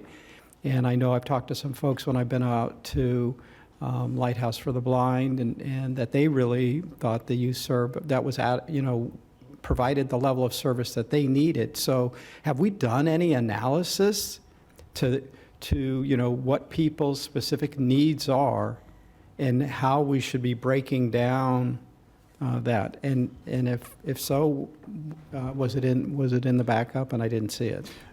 So right now we offer a customer's choice program where a customer can choose to ride Lyft, just like any of us. They choose not to ride Palm Train Connection anymore. But they have to have the mental capability, and they have to be ambulatory to be able to do that. So we've reached out to try to get anyone that's possible that could use that, where they only have to pay that $3.50 fare. And it's been great, except there hasn't been there haven't been many Palm Train Connection people that want to use that. Also, there's no solution for those in wheelchairs or that have mobility devices in the lift area. So the FTA, the Federal Transit Administration, we have to tread lightly on this because we have to provide services that are equal to everyone under the ADA. So if any of us that's ambulatory that have that lift and we ask for that lift and it shows up in 7 minutes, if I'm in a wheelchair, is it going to show up in 7 minutes? It might never show up, because there's not many that are available with wheelchairs. So that's one component. The UServe that the gentleman in the back took, he chose to take that. So we've reached out to everyone that's ambulatory, that's cognitively able to use it with Palm Train Connection. Every time they call a reservation, we had a campaign where at the end of every reservation, hey, we have this new service called UServe. It's an ADA overflow. It's a vehicle that's going to come pick you up, similar to Uber and Lyft, except they have background check, they have drug and alcohol, and we can't force them to use it.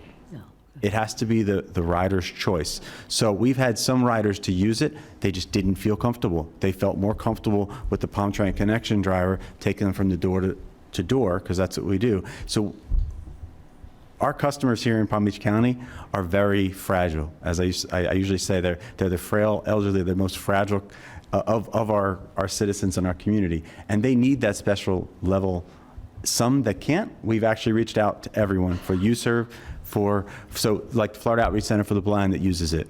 Some of the students use it, and some of them still take the traditional Palm Train Connection. They're just not comfortable using that alternative. So we're going to do another campaign once, we're going to keep trying to encourage people to use it. Okay, so I understand that, but what about, have we actually done the analysis to see who, in fact, has that capability, and we know what percentage of our writers have, whether they're choosing to use it or not, that we actually know what that is? I can get you the percentage. We have it. So, okay, so we can get that. I think it's incumbent to understand, and should the model be based on that, on actually using real data? I mean, I assume, did the 20% come from that, or is it an aspirational number? We aspire to get to that 20%. Okay, so it's an aspirational number. It's not a number based on, it's just trying to get there from where we are today, not knowing whether or not 20% of our writers could could accommodate them. Right now it's about 8%. Okay. So it just seems, I like to do things based on data and facts, and so that's where I'm coming down. I just don't know that the numbers that we have today represent that, and you're asking me to make a decision to spend $330 million of the taxpayers' money. And I am, at this point, I'm a little reluctant. I hate to put this off, too, because I understand, first off, the work that both our providers have put into it, the work that you all and your staff have put into it, because that's costing us money as well. That's not free. But I also want to make sure that something as large of an expense as this is that we've really looked at it every which way, and these numbers, and whether, and I like am I 100% wed to having two companies? I honestly don't know. I remember, I wasn't up here, but I lived here when that happened, and it was terrible. It was terrible, and I can't imagine what it was like for the folks that were serving at the time. And I do recall when I first came on this board, we were having trouble, and the complaints we used to get when we had that third provider in the contract, and our office, I get complaints for people being left out in the sun for hours waiting for a ride, and that's not acceptable either. But we have had a level of service that I think we can be, I don't know if proud is the right word, but is providing the level of service that I think we all have the expectation, and I think our writers do too. So I'm just a little concerned about this, and I'd much rather have this based on the model based on what we should be doing, not what we're aspiring to do. Thank you, Commissioner Weiss. And if I could just Mr. Von briefly Laren, sure, respond, go right Mayor. ahead. Sure. One of the success stories that we have, Commissioner, is on our eligibility. And what we've been doing since about 2019 is we have been spending a lot more time with our customers and understanding them and their needs and developing that data. Like I said earlier, it used to be that, we would get 4,000 plus applications a year. We'd approve 4,000 plus people a year just by merely the fact that they applied. That is not the case any longer. And so that time that we're spending with our individual customers to understand their individual needs is going to yield some of that important data in the coming years and is going to allow us to be able to create more efficiencies in the system. And so, this just started recently. We were a little slowed with the pandemic and getting started on that, particularly on the visitations of people coming in to spend more time with them. But that is something that we put in place that I can say is a success story already in terms of our eligibility and understanding that exact data that you're looking for to be able to move forward and make decisions based on that. But we just don't have all of that we need to do that at the current time.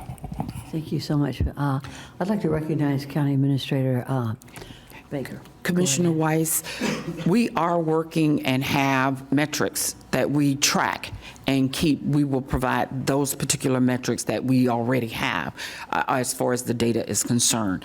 You're correct. We are tracking and will continue to refine those metrics so that we can provide better information as we continue to move through the process.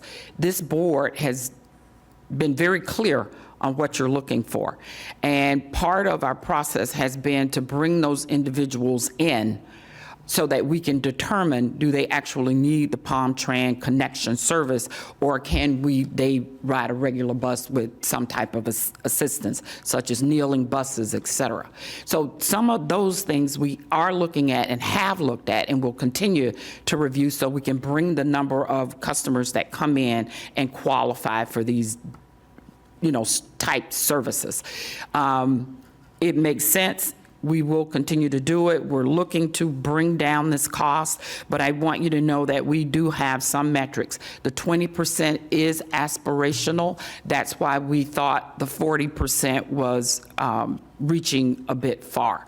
So this is a complicated issue. It is not easy. And no matter what we do, if we don't follow our process, we end up with challenges and we end up with going before the special master.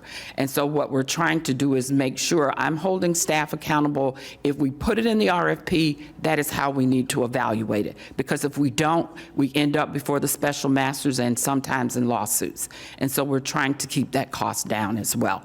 But we also learn through these processes. We learned a lot from 2012. When that was a very unpleasant process. And so dollars do matter. You guys know me by now. But it is not the only factor, and that's why it wasn't a bid. Thank you very much. Commissioner Bernard. Thank you very much, Madam Mayor.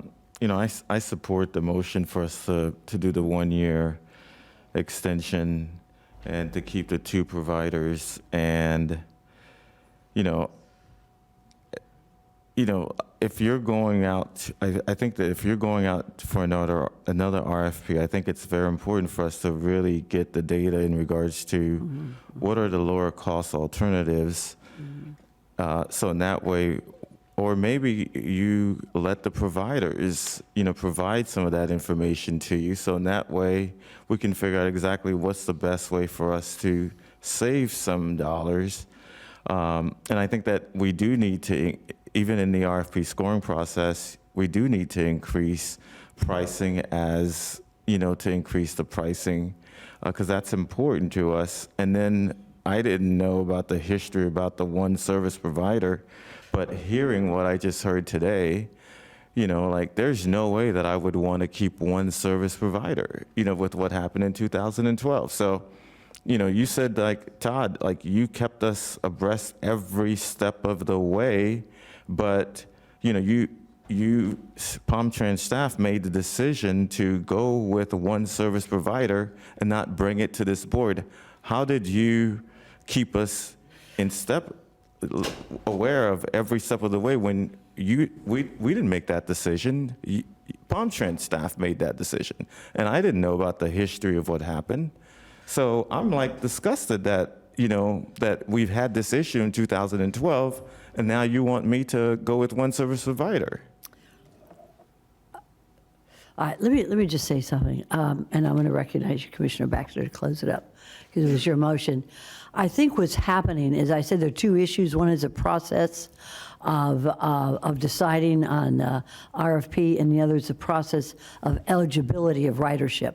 With regard to the process of deciding on the RFP, what I am hearing is that the board wants to be a partner with y'all, okay, with the staff, so that as you go through, be a little transparent.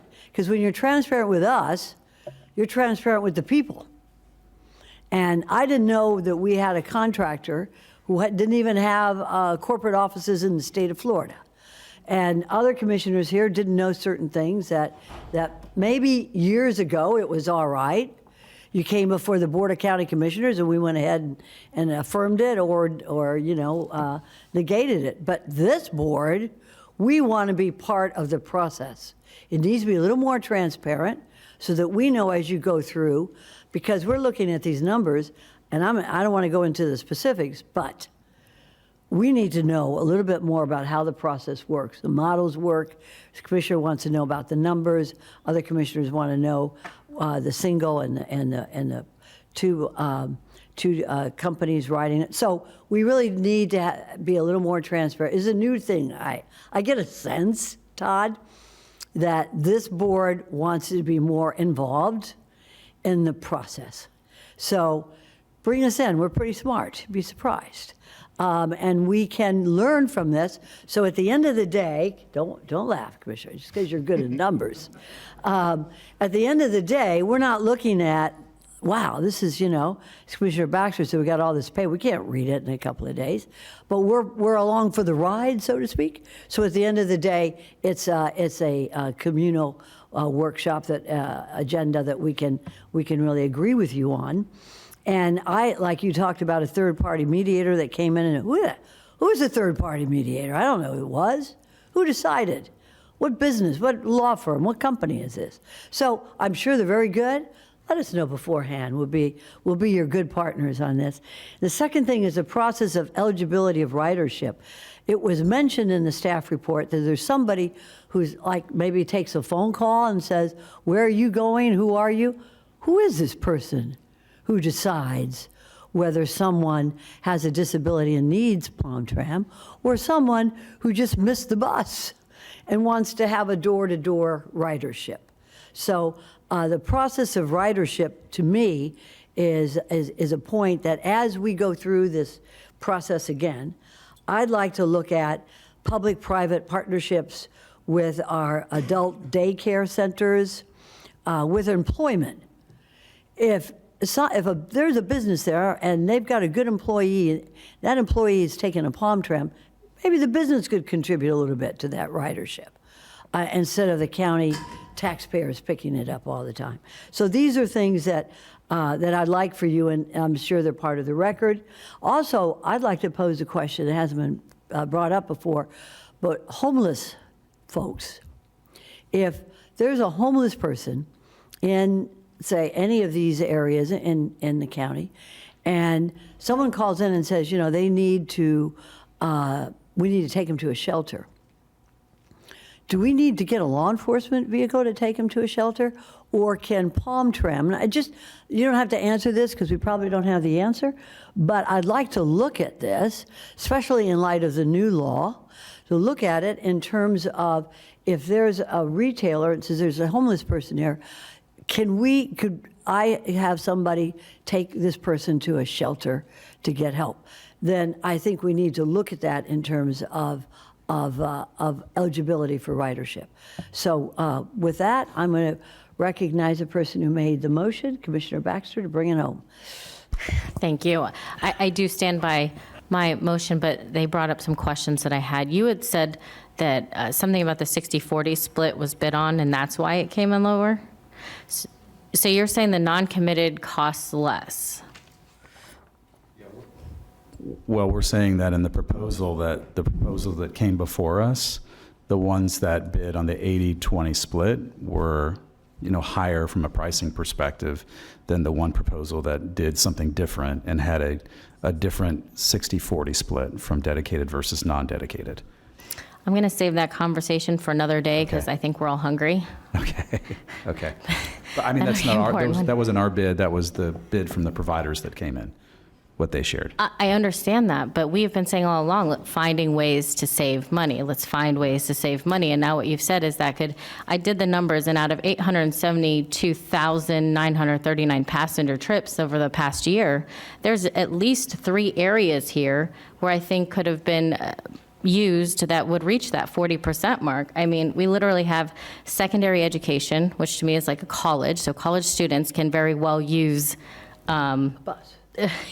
services, right? Or I think the U-server, you would call it. Not necessarily, Commissioner, and that's what I'm saying. You're saying if they are To the ADA, they mayor's couldn't. point about who decides what, they Goes are on or deemed not. eligible based on ADA, based on disabilities that they have. And so it's not like somebody calls up and say, hey, I missed my ride, I need a ride. No, these are people that have been qualified. They have disabilities. And so getting to a 60-40 split, to Commissioner Weiss's point, we're not there. We don't think that we can get to that. We're not at 80-20 today. No, thank you we for- don't know that we How do you can know make that? that. You haven't even done an analysis. There's no study. How do you know that? The only way you're we know telling us, that- you're telling us that. Yeah, no, I Do understand. you have the analysis, Todd? No, we do not. Well, then how do you know you can't get there? Well, we know that based on some of the eligibility today that we've looked at, where roughly we are and what our users are utilizing today from their choice that they have. So we know that that's a single-digit number to date right now. Well, I would say it just reinforces the fact that a year will give us time to get that information and kind of do a more thoughtful process. And so I do stand by my motion. I don't think I need to ask for a roll call unless I think we'll take a vote. This is on a regular agenda, actually. We have a first by Commissioner Baxter, a second by Commissioner Bernard. I don't think we need to restate the motion, if anybody. So all those for? Anybody opposed? See that it passes unanimously at this time. Todd, thank you. Thank you, Mayor. Thank you, Commissioners, for the direction. Appreciate it. Y'all went through a lot of work. We didn't mean to be argumentative on any points. it's good to be a little All argumentative. well It's okay. taken, It's but okay. but we just know that this is a difficult service, and we will need to bring back to you after discussions with our We're here. providers on the extension of that, and we will try to get that those conversations going immediately and get back that to you as quickly as we possibly Appreciate can. all you've done. Madam- Thank you so much. Thank Madam you. Mayor, Appreciate, yes. we do, since both are represented here today, we do need to meet with both of them like immediately to get this done in order to be able to come back to the board with a cost, so that we all know where we're going from now, because we're starting budget process. And then we'll also make sure that we follow up on the numbers, the split, whether it's aspirational 20% or an aspirational 40% within the guidelines that the feds will allow us to work within, and then bring that back to the board. So I think in the next couple of meetings, we're going to be bringing you back updates on this process. And, thank you so much, Madam Baker, but I really appreciate when Mr. Von Laren comes to us individually and explains these items, because we will. want to be part of the process so that we are not faced at the 11th hour with approving a big contract. And so we are all available. And we will meet with Mr. Von Laren, any members of the staff. My door is always open. I know the others are too. So we can work with you through this process. Like you said, Tom, this is our most vulnerable. We're going to do it right, and whatever it takes. Thank you so much, Ms. Baker. Thank you so much, Todd, and the members of your staff. All Thank you, right, staff, for all the hard work. I know that Commissioner Baxter's hungry, but we are not quite done yet. We have, if you look at your agenda, we have 4A, ARPA Hunger Relief Program Update. So come on up, folks.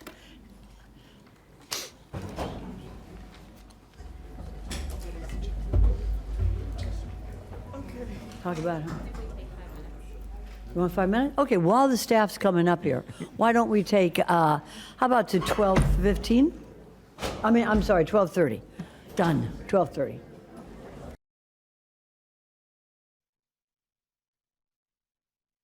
For the Palm Beach County Board of County Commissioners, and we are now moving on to 4A, ARPA Hunger Relief Program Update. And we have staff here present. First, I want to thank all my commissioners for being so timely here at 12:30. So, go right ahead, sir. You're recognized. Good afternoon. I had to Good afternoon, check. Yeah, it is definitely afternoon. Tammy Fields, Assistant County Administrator. Thank you for getting us in before lunch. It seems almost cruel to do a topic Little on bit, hunger when we know that you are waiting for lunch. Did you bring samples? No, we didn't, That's all right. unfortunately. This workshop is really perfect transition between the one you just had and what Commissioner Weiss will be talking about later, because we are talking about our most vulnerable as well as talking about some innovations in technology when addressing hunger. With me at the table is Dr. James Green and Taruna Mahaltra from Community Services. And I also wanted to recognize in the audience Julie Kriefel with United Way, leading our hunger initiative, and Jamie Kendall from the Food Bank, as well as Arthur Scott from Tangelo. And I'll turn it over to you. Hi, All right. Dr. Green, you're recognized. Thank you. Thank you. Good afternoon, Mayor, Vice Mayor, and Commissioners. Today, we're here to provide you with an update on the Palm Beach County Food Bank Expansion Project that will enable the county and its partners to help address the needs of residents throughout the county. And we're also wanting to talk a little bit about a pilot project that will help us to do that as well. And we want to look at using potentially the ARPA funds to help launch this pilot project and seeking direction from you in doing so. So in Palm Beach County, over 60% of our students within the district are eligible for free and reduced price lunch. And nearly 5,000 of those residents are unstably housed. Many are unsheltered homeless. And more than 1,600 seniors are on the wait list for home-delivered meals. And as you know, close to 30% of our residents are seniors who many have fixed incomes and struggle to meet their basic needs due to the cost of living. And during the assessment for our hunger needs, this slide shows many of our food pantries, and it also shows how they're layered with the emergency operating areas throughout the county. So the different colors are aligned with the emergency operating areas.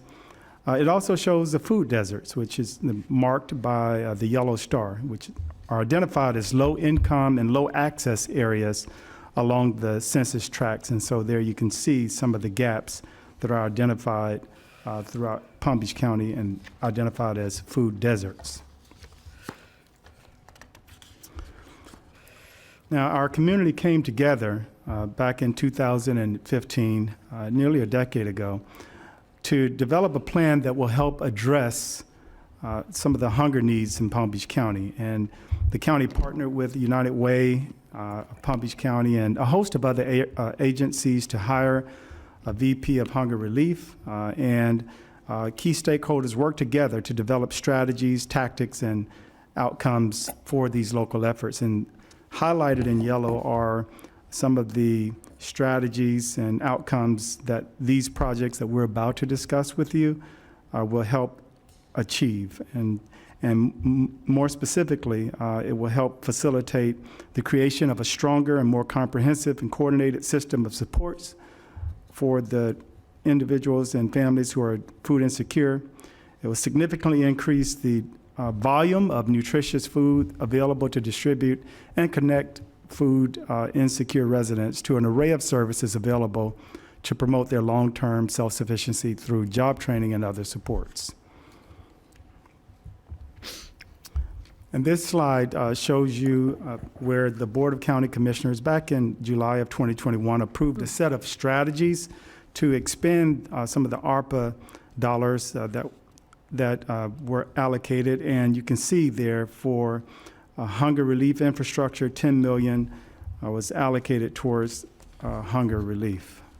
And so now I'm going to turn it over to Taruna, the Deputy Director, and she's going to go through a little bit more information about how some of those dollars have been expended and dive into some of the projects that we're here to discuss. Very good, thank you.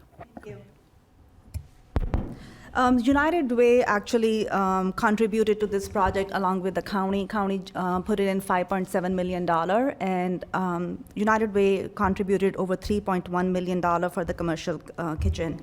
Palm Beach County Food Bank also did a fundraising towards the total cost for this project. One of the project deliverable we had for this commercial kitchen contribution was to United Way to contribute the same amount of matching dollar. So all of these projects listed on the slides talk about United Way contribution towards this hunger-related projects. They have continuous projects going on for the weekend backpacking for the families, and then also they are looking into technology-related assistance to many food pantries to connect our residents for these services. This slide highlights the outcomes timeline for the project. We are very excited to share that this project is on track and to be completed in May of 2024. The Oversight Committee has been working directly with Palm Beach County Food Bank to ensure that all the deliverables outlined in the contract are on track. A meals program for seniors and children, they're going to start in June of 2024, this summer, so we're really excited about it. And then some of the training programs are also stated for early 2025. And then the Culinary Business Incubator Program is slated for spring of 2025. As James mentioned earlier, that we have total of $10 million allocated for food-related programming, and we are seeking board direction on the pilot project for remaining funds. We are proposing to utilize Tangelo Comprehensive Food as a medicine platform. Established in 2019, Tangelo is a technology health-based company focused on improving the nutrition and diet quality for all populations. We went through the purchasing process to see if there are any other vendors in this space. Tangelo is the only vendor who responded to this procurement. The pilot program is designed to help Palm Beach County identify, engage, and connect resource-limited households to SNAP and to other social services program. Our goal is through this technology platform to have our case managers work with our clients to promote overall diet quality, improve nutrition security, and health-related social needs.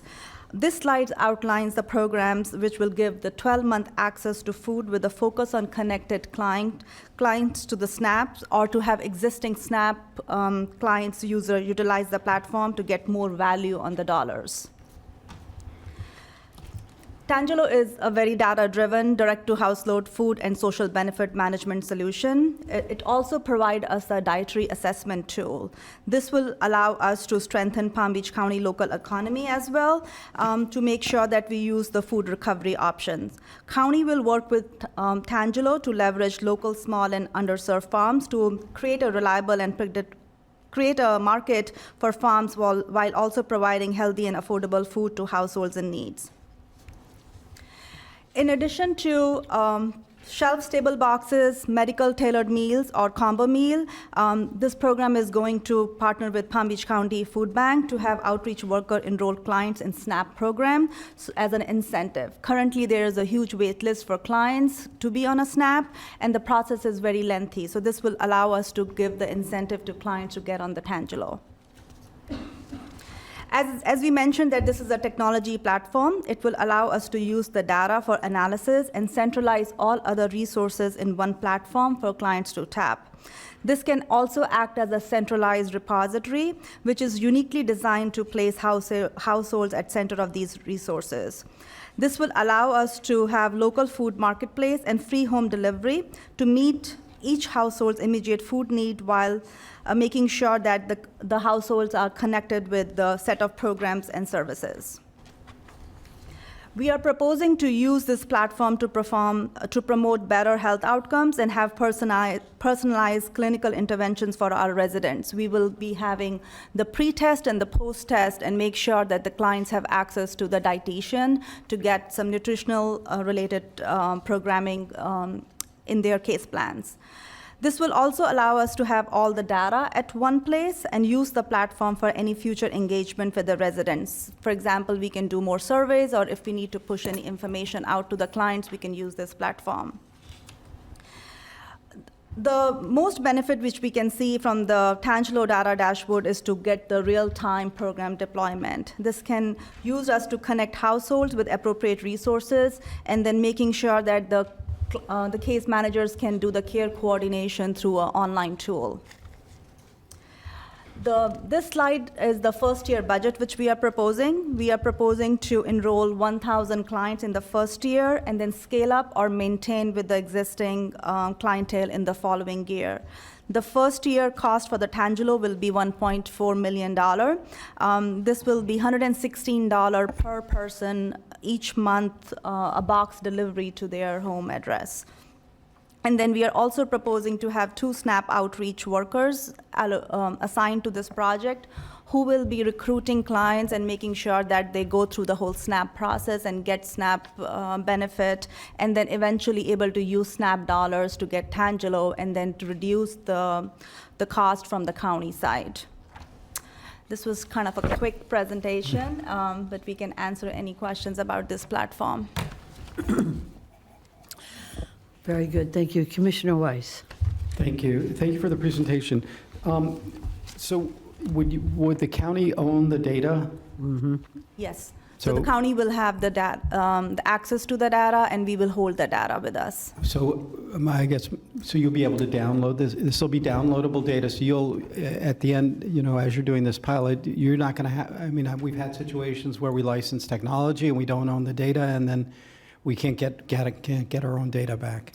So we will be able to get all this data, and the way we are proposing to have this program, that we will be recruiting the clients through the eligibility process, because we want to make sure that we go with the low-income families. So we will be sending the data directly to the Tangelo platform and able to get all this information. I have a couple of questions on this Tangelo. Who owns Tangelo? I think I will have Arthur probably answer this question. Yeah, okay, sure. Come on up, sir.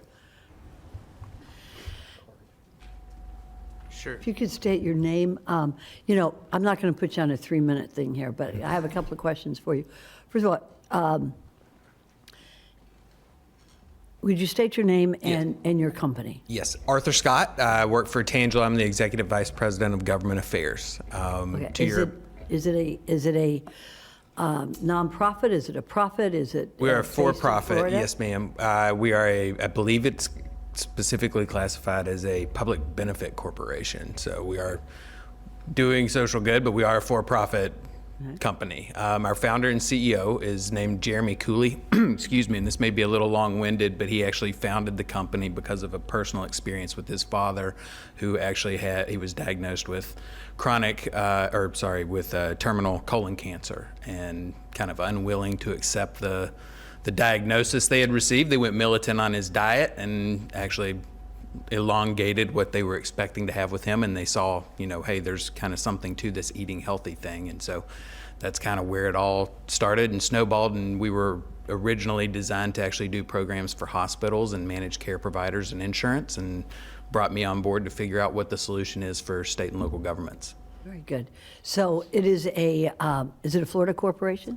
So I believe we're incorporated out of Michigan, but weirdly or not weirdly, because it's such an ag-heavy state, most of our teammates, most of my colleagues, and a lot of our infrastructure is actually Florida-based, Tampa. Do you have, okay. And so you have a registered agent here in the state of Florida in case there were any issues that we would have? So actually, our director of fulfillment lives in Clearwater, so we're all glad he lives in Florida. Yeah. Everybody likes to live in Florida, especially from Michigan. But would you have a registered agent here in the state of Florida? I wouldn't know the answer to that. I can find that out for you, though. I appreciate absolutely. that. And Do you have any other contracts with other governments in the state of Florida? Not in the state of Florida, but we actually because I was brought on to figure out this, kind of crack the nut on state and local governments for us, we actually had Wake County, North Carolina, the Raleigh-Durham area, just won a NACO County Achievement Award for their pilot program that they ran during COVID. They had food insecurity rate skyrocket just like everybody else did, but they had the SNAP gap, and they used our platform to address the SNAP gap in their county. And then also using the platform, as was mentioned, you can communicate with your participants on the platform. They were able to connect their participants with roving COVID testing sites and vaccination sites and different things like that. So its utility is really endless. It's as creative as you want to be with it. But yes, we do partner with Who other is your local- partner here if this goes through? Who would your partner be here for this program? I would defer to who your incredible team would decide that should be, but it can be public health, it can be community service, it can be local nonprofits, it can be whomever. And one last concern I have, and then I'm going to get into the types of food, whether it's where the food comes from and kosher foods and things like this. Do you, your platform is, what type of security do you have to maintain the information that you're collecting? Yes, ma'am. And what security do we have? And this is why, to me, it's very important that you'd be Florida-based, at least part of the contract that you want to have with our county government. What type of security do you have for the information contained, the data in your platforms? Yes, and that's a great question. So because we're actually running multiple large-scale programs with a lot of hospitals and managed care providers and insurance companies, we deal a lot with like very specific and sensitive healthcare information. So we are HIPAA, SOC 2 compliant. All of that is, fully like a huge priority of ours. And to the Commissioner Weiss, you had mentioned about the ownership of data. That is you all. You all own the data outright. That is not something that we're in the business of. Like, we are in the business of making sure that when you do implement programs, they're sustainable. And we understand that the data is going to be useful to you in the immediate, but also useful to you in the long term. So we are absolutely above board on all of the data privacy concerns that you would have with regards to anything dealing with personal contact information. And very good. So you would certainly, especially, and I really look towards Commissioner Weiss as being our tech savvy commissioner here, but the firewalls and everything would be very, very secured in terms of anybody getting into that data. That data then would be part of the county government ownership, and we have our own security with our data-driven. Okay. I don't have any further questions. If anybody else for this gentleman? Okay. Well, thank you very much. Thank you, sir. Okay, sure. Go right ahead. And well, does anybody have any? We have cards. If there's any commissioner who has any questions of staff. Actually, I just have a couple, and then we'll get to the cards. Okay. First of all, where does the food come from when you talk about the agricultural produce? And you know what I want to hear. Yes, and that's one of the benefits of this program, is it'll also have an economic benefit for local and small farmers. We've already had conversations with Tangelo that will be where they're accessing the food. So it'll be Florida, Palm Beach County, because I see peppers, which is produced right here in Palm Beach County. So the food would be purchased by local farmers here in Palm Beach County. Tangelo will be sourcing the food from the local farmers. Our preference would be to try with the Palm Beach County farmers first, and if those food options are not available through Palm Beach County farmers, then they will go to another source. Yeah. But as what our discussion has been with Tangelo, that we want to make sure that we promote the food recovery concept. There is a lot of food which is getting wasted, and they will be able to source those and work with them to get them to the residents. Very good. So it'd be, if not Palm Beach, then Florida. If not Florida, certainly the United States. Correct. All right. And one other question is with regard to kosher foods. We have a lot of folks who only eat kosher, a good portion of our population. What provisions are we making for kosher? So when we will negotiate the contract with them, we will definitely include the kosher meals provision in there, because this did came up in our last board, in one of our board meeting, and we are also working with our with Palm Beach Food Bank with their commercial kitchen, that once it's up and running, that they will expand with the kosher kitchen. And then also Feeding South Florida is currently working on expanding their kitchen and have the kosher meals. So the way we are hoping that Tangelo not just work with the farmers, but then also work with our local food banks to use their kitchens if needed for the Very prepared good. meals. You know, we have we have a kosher kitchen at Jewish Services. Yes. And it's prepared by the people who are developmentally delayed. They make the food, and it's 100% kosher. It's quite good, too. So, okay, very good. Commissioner Baxter, you're recognized. Hi. Question, thank you, Mayor. How are we, or how's Tangelo going to decide which farmers to work with? So that's where United Way is going to come in place, because they have a lot of partnership with our local farmers. So we will be working with them closely to make sure that we give the opportunity to each and every farmer. And then Tangelo platform also has an online process which we will be distributing to all the farm coordinating councils, boards, where the farmers can connect directly with Tangelo as well. It's like a one-page application they can fill in and work directly with Tangelo. Amazing. And I do know we have that Ag Enhancement Council. Yes. Might be a great place to let them know everything that is going on and keep them up to speed as well, because they are, going to be their direct communication and going out there. So thank you for this. I think it would be amazing if we can bring our eastern and western side of Palm Beach County farmers together to help provide food for the homeless. This is amazing. So thank you. One other question. Do you provide these wonderful food baskets to our shelters? We have 4 shelters here, and I want to make sure that the folks who are homeless get good, nutritious meals as well. Is this part of the program? So what we are hoping with the pilot project, the first phase would be that the folks who are going from shelter to the homes through our rapid rehousing programs, most of them does not have SNAP, so they will start getting this service right away once they are transitioning from shelter to the homes. And then we will have our outreach workers work with them to establish SNAP benefits, so this way they can use SNAP dollars on the Tangelo platform as well. That's an excellent idea. I just want to make sure that county homes, our county shelters are provided by county taxpayers. So this food that we're preparing for the needy here, which is wonderful, should also go directly to our shelters, our 4 shelters that we have here. And Ms. Baker is going to answer that question for me. I believe that our contract requires the folks that we're working with that run the shelters and provide the food, that they provide nutritious food. I know they do, but I want this as part of the project that we're doing, so that, and I think it's great that you're going to send it on to their, to their housing, the first housing, but I just want to make sure that the circle of Palm Beach County food, Palm Beach County money, Palm Beach County program goes into Palm Beach County shelters. Currently, the shelters are feeding anyone who is in the I know shelter. we do, right. I know. And so trust is really important as we moved to the transitional housing. So what we're hoping is that we can get individuals who are at our shelters familiar with the Tangelo project, so that they're going to trust that this will be the food as they go to their next housing and transitional housing. So that is part of the plan. I know trust is important.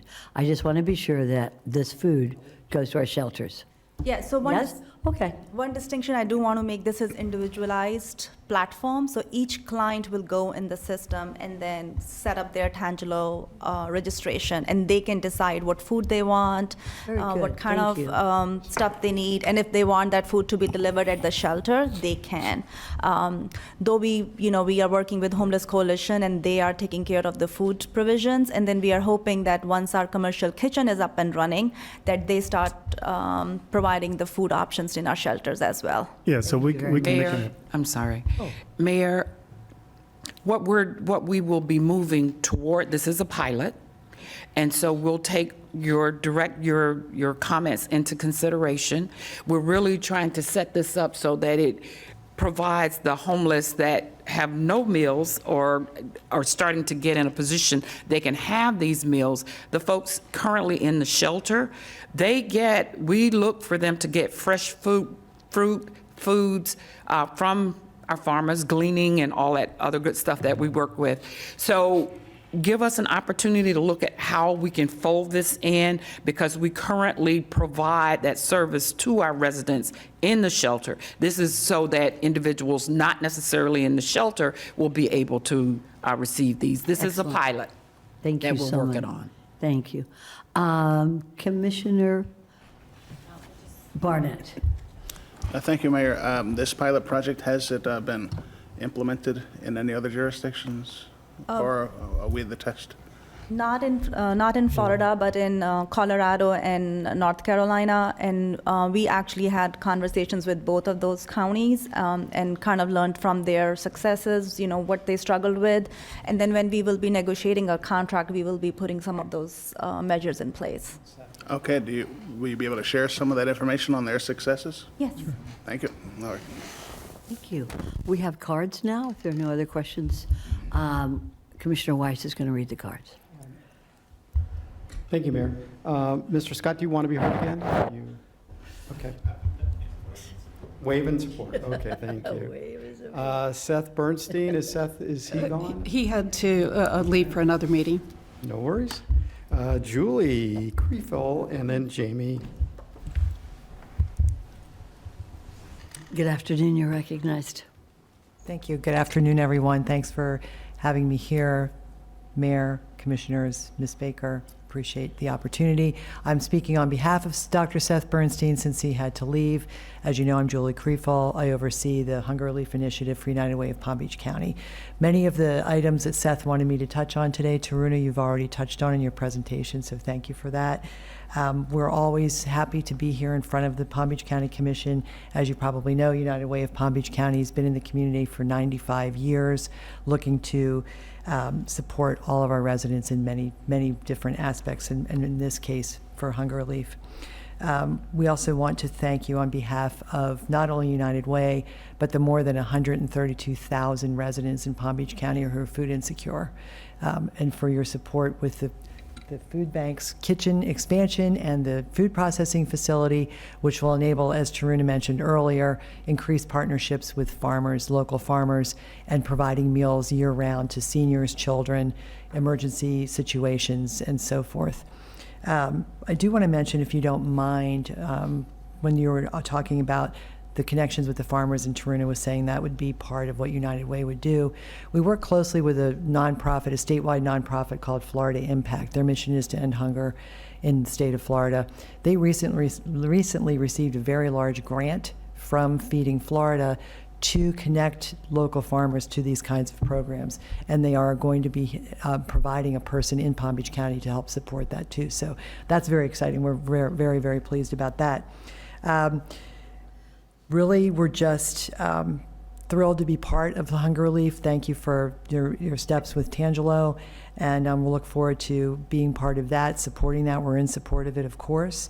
And back to the food bank, we're very pleased not only for the volume of food that will be coming through in our county as a result. It'll be game-changing for hunger relief in Palm Beach County. I'm so excited to see this come online and see all the wonderful positive things that are going to happen. And I know Commissioner Bernard, particularly, you're invested in all the culinary and training and so forth. So that's part of what the food bank will be doing. I believe, Jamie, that's going to be launching the beginning of next year. So just that, thank you for having us. We're in full support of this project, and it's always a pleasure to be partnering with Palm Beach County and all the folks that are involved with us on a day-to-day basis as well. So thank you. Thank you so much. Thanks.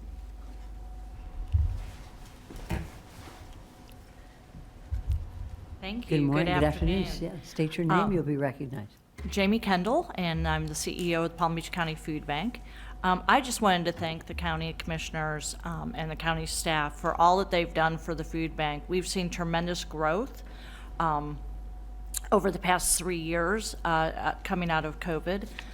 for all the programs that we have, and that's really, done so much for us to reach the 132,000 people that are at risk of being food insecure here in Palm Beach County. So we thank you for your continued support. This transformational project of this kitchen, the community kitchen, is going to be a wonderful asset to the community in helping us reach all of those children, seniors, families that need food assistance. The produce processing facility is kind of a very new concept that a lot of food banks, there's only a handful across the country that are actually doing this. So I've gone around, I've looked at some success stories and what other programs have done, and we're really looking forward to getting that off the ground as well. That's going to provide a tremendous amount of food that would otherwise go wasted to people's tables and right here in Palm Beach County. So again, thank you for all that you've done. I'm really excited to say that besides it all started here 2.5 years ago, talking with staff and of course our partnership with United Way. And I can't believe that we are this close to the finish line. I invite all of you out to come and see the progress. We absolutely believe that we will have our CO and be in the building by the end of April, early May, and get all of our programs up and going and start the summer with our summer feeding program to help with those children that need food assistance during the summer months with the summer feeding. So we're really excited, and we just could not do this without the county's support. We also had the state of Florida come in with support on this project, and now we also have the federal government coming in. So I feel it's such a collaboration between the local nonprofits, the county, the state, and the federal government. You don't see that all come together that often, so we're pretty proud of that. And again, just thank you, and I invite you to come out. Thank you. Thank you so much. All right. This is a workshop. Does anybody have any questions or comments? I highly commend County Administrator Baker and his staff for making this a reality. This is a real public-private partnership. Mm-hmm. And I love the idea of getting right into a person's dietary needs, into their family, into what they should eat. Mm-hmm. And we provide it from our own produce. And if we can't, we find it. Mm-hmm. So what a wonderful program. Thank you so much for that. And if there's no other questions or comments, thank you so much for being here today. Thank you. And thank you for the program. Excellent. Okay, we have one other item, and that's a NACO trip to Silicon Valley. The future of artificial intelligence. Yes, Commissioner, okay, no. Where did Commissioner Weiss go? Is that really Commissioner Weiss over there, or is it a bot? It's my, it's my, what do you call it? My doppelganger. Okay. All right. Well, you are recognized, and we won't put the clock on, will we, Commissioner Bernard? Thank you. Appreciate it. So appreciate the opportunity. I wanted to update you all on what we've been doing with NACO, and also to talk about artificial intelligence and sort of the things we've been learning. Before I get in, I've got some slides to share with you, but I think it's important to start with, the exploratory committee on artificial intelligence that I'm involved with the National Association of Counties. What we are tasked with doing is we're going to be coming up and we're going to be delivering a paper, really a guidebook, if you will, to artificial intelligence for county government. That'll be delivered at the NACO annual meeting in Tampa in July. We've been working on that. We have been working on this. We've divided up into 4 work groups that represent talking about ethics of using artificial intelligence, policies for local government, policies for federal government. We are working on coming up with regulations in using artificial intelligence, so how counties will regulate themselves and creating, if you will, those guidelines. And then lastly, applications. Where can local government work with artificial intelligence to really provide a better level of service, be more efficient, and better able to utilize the resources that we have. I should, one last area, and I forgot, was the workforce. So how is this going to impact our workforce, and how is it going to impact the workforce in our communities? And so that we can help develop policies around that as well. So let's get started. We'll go ahead and bring up the slides. This is talking about, and why are we talking about artificial intelligence now, and what's changed? So traditional artificial intelligence in the past, and it's been around for a long time.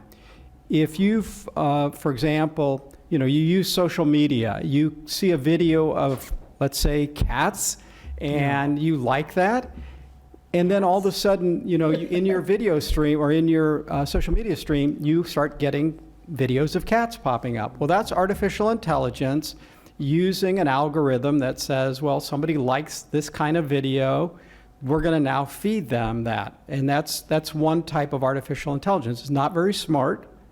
And you can see it being used in industrial applications where, for example, in the Amazon warehouses, they've been using artificial intelligence robots to go and pack boxes. They do the same thing over and over again. They're not making decisions, just it's a program of artificial intelligence that they're running through.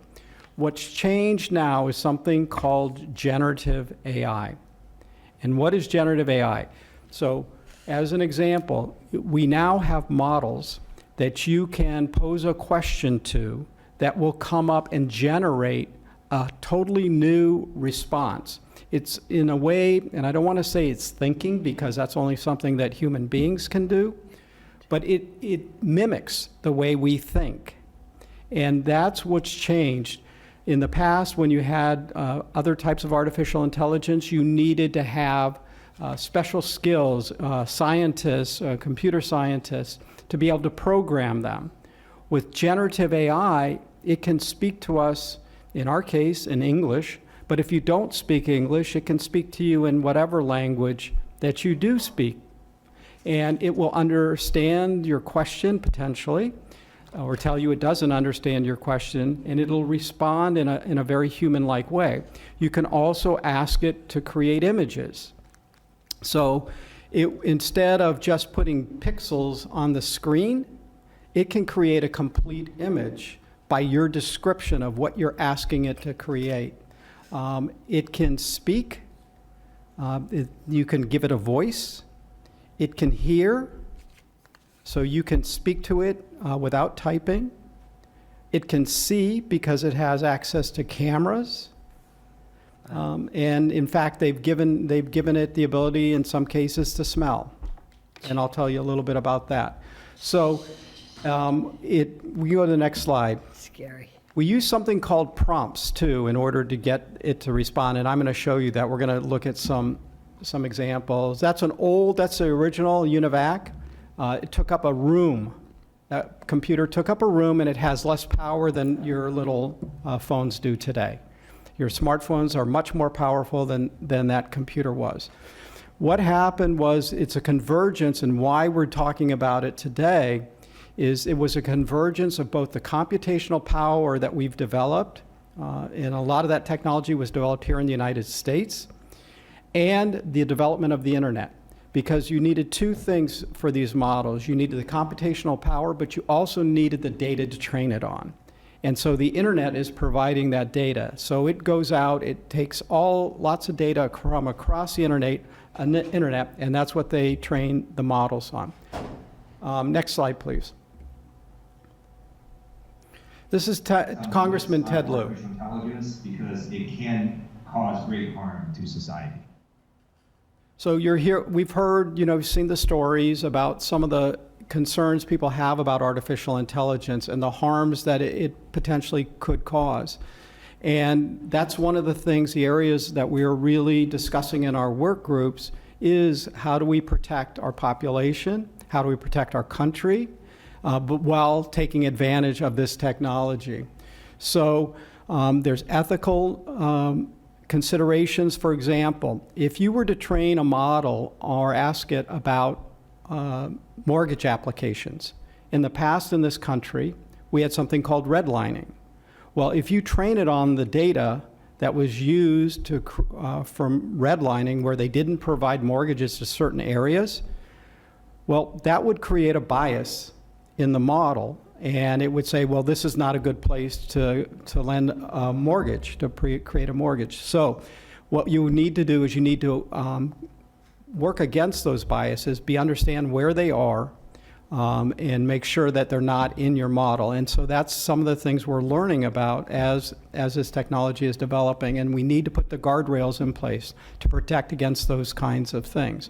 Or, for example, we've seen an issue, I won't say an issue, but asking to create an image of professional workers. Well, what did the model do? What did the people look like? They were all men. Or they were all dressed like men, let's put it that way. They dressed everybody up as a male professional, so they had suits and ties on. Because the model didn't understand the difference, and that had to be then trained into the model to be able to help with that kind of a bias. So we have to make sure that we're working on that. Misuse of information. You've heard about deep fakes. We have the capability today to make a model say, or make you basically say, anything and everything, whether that word ever came out of your mouth. We can have a video where it looks like you're saying something that you have never said, and that has the potential for creating a lot of damage and chaos in our country and in the world. So we want to make sure that we're putting guardrails and regulations in place to prohibit it. I will say Florida passed some regulations this year saying that you cannot use deep fakes in any political advertising in the state of Florida. And then lastly, as we adopt artificial intelligence like any other technology, there are going to be some that adopt and there are going to be some that don't. And how are they going to get impacted? And that's something that we're going to have to grapple with. Next slide, please. So things that, we use AI in lots of different things. We're just going to skip over this. I think you all are familiar with, whether you use Siri or Alexa, or some of those things. In education, AI is used today. I mean, I don't know if you understand how the new SAT tests are done today. If you take an SAT test, students, if they get an answer right, it gives them a harder question in that area. If they get an answer wrong, it takes them back and tries other ways to see if they understand the concepts. So it's being built in there. Their teachers are able to create lesson plans individually for students based on the way that student learns and responds to different things. Next slide. All right. I'm going to show you an example, and this is a video we created. This isn't live, but it's a video, and here's a question. Granny Adams left half her money to her granddaughter and the other half to her grandson. She left a sixth to her brother and the remainder $1,000 to the dogs. How much did she leave altogether? I'll give you a second to figure it out. Okay, time's up. Let's go. A second. Here we go. So the question was input into ChatGPT, and ChatGPT is responding real time, and you can see it's showing its work of how it came up with the answer.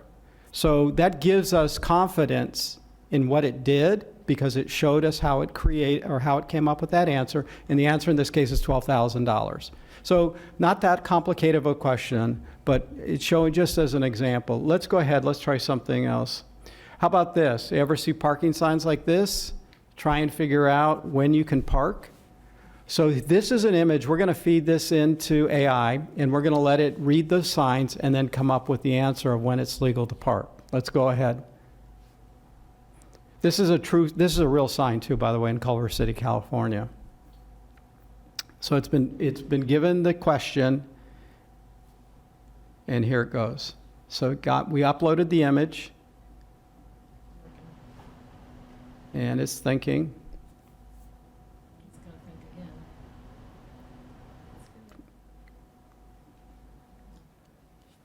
again. Well, I think we have to go forward.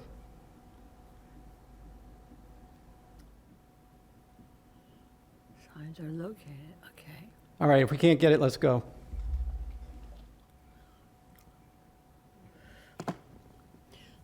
lost my chat GPT. There it goes.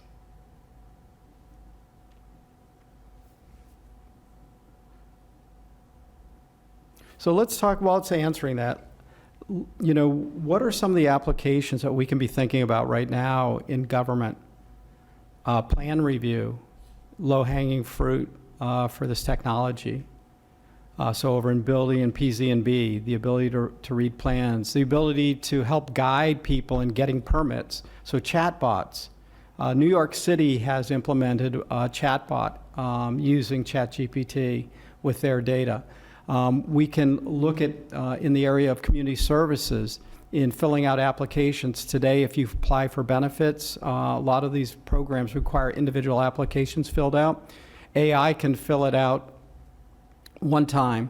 You give it the information, it'll fill out all the forms for you. Grants, writing grants. You explain to it what the grant is about. You can give it the application. It'll respond to every aspect of that grant. So there are lots of things that we can be doing, but it's really going to be up to our staff to figure out how they can use this technology and how to do it most efficiently. Let's go to the next slide, please. So this is an example, and I gave it Baywind CCNRs just as something as a tool. And in this case, it's 72 pages of documents. And so it can read those documents, and then it can respond to questions on those documents. And I've got we wanted to explain the rules on pets in the community. So instead of having to go through, read that document, and find out that answer, AI can do that for us.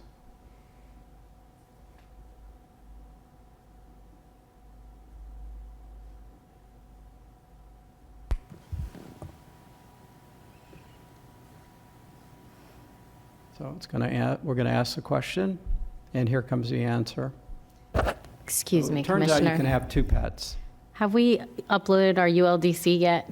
I am delighted you've asked this. Let's jump out of the slides. Let's go over. I created something called a GPT, and I uploaded the ULDC to it. And so it's there. We can go ahead. What do you want to know? What? What do you want to ask it? Okay, let's ask it. So let's ask it, let's tell it we want to develop a multi-family apartments in the, let's go into the AR zoning district, and that we'd like to have 20 apartments, 20 units,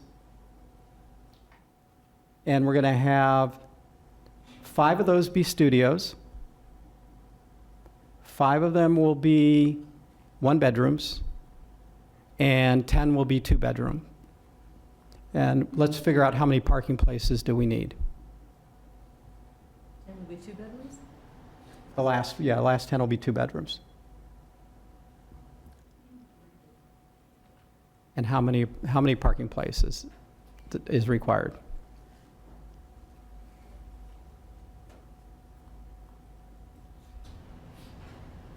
So this is live.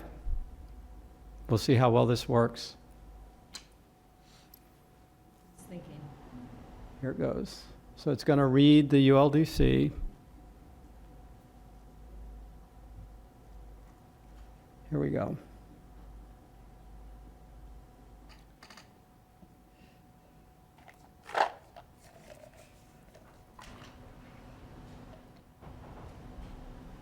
So there you go. It tells us that we need 1.75 spaces for the five studios. We need 1.75 for the 1-bedrooms and two spaces for the 20. So that gave us our total. There it is. So it saves you time from having to go look that up. So it should be able to help our constituents as well as help our staff so they don't have to answer these questions, right?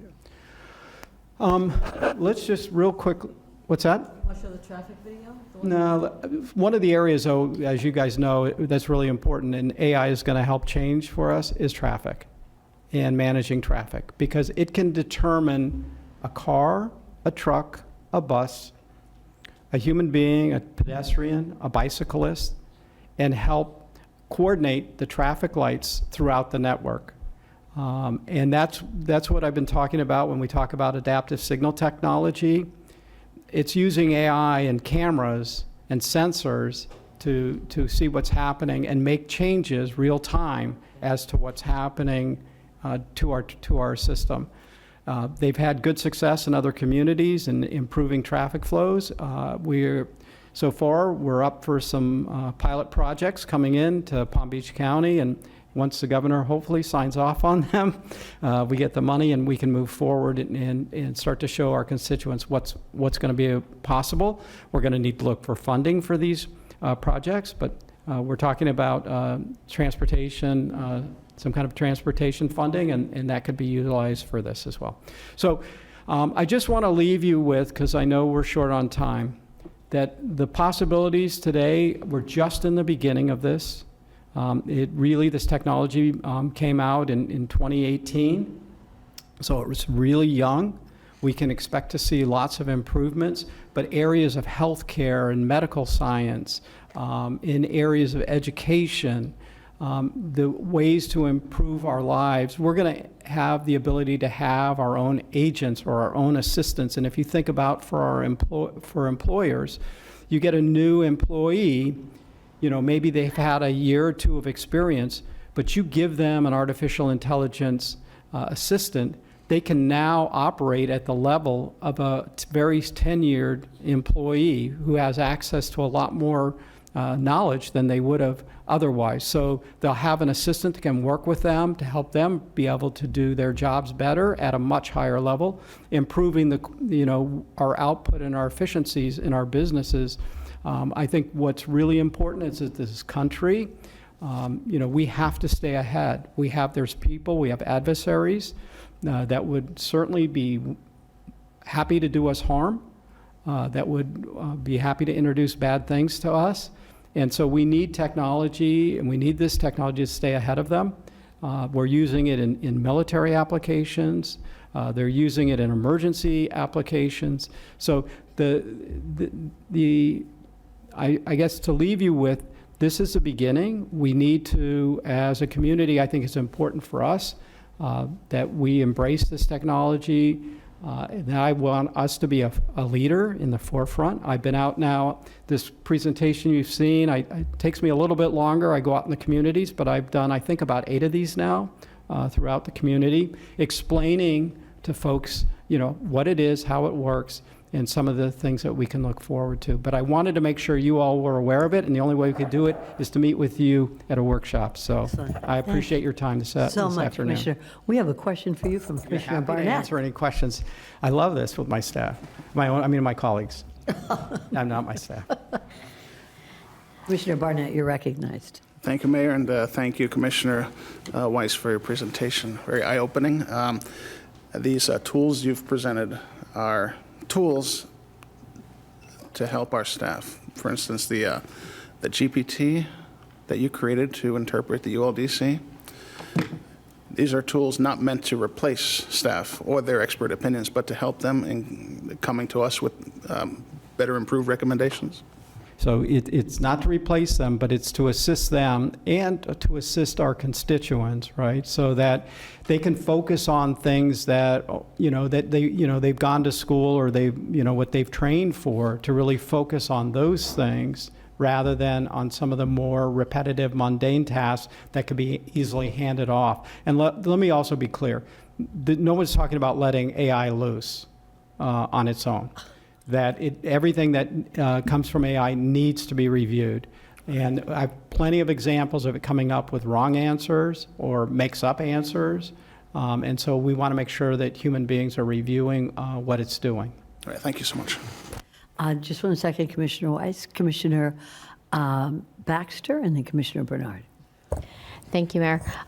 My question was for the administrator, actually, because we had discussed as a board AI for helping with our permitting process. And so this reminded me, kind of wanted to know where it stood and if you're involved at all, if you know anything, because we wanted to have, I believe that each commissioner met individually with somebody who represented a company that had a sole source permitting business for that, and then it went away. We never got a presentation. We never heard back. And here we are. We know it's AI, and thank you for the presentation. It's amazing with the things it can help with, and our staff timing, interpreting our codes. Thoughts, Mr. Rutter? Mr. Rutter, you're recognized. Good afternoon. Yes, Commissioner. There was a group that staff has spoken to a number of times and worked through with their technology.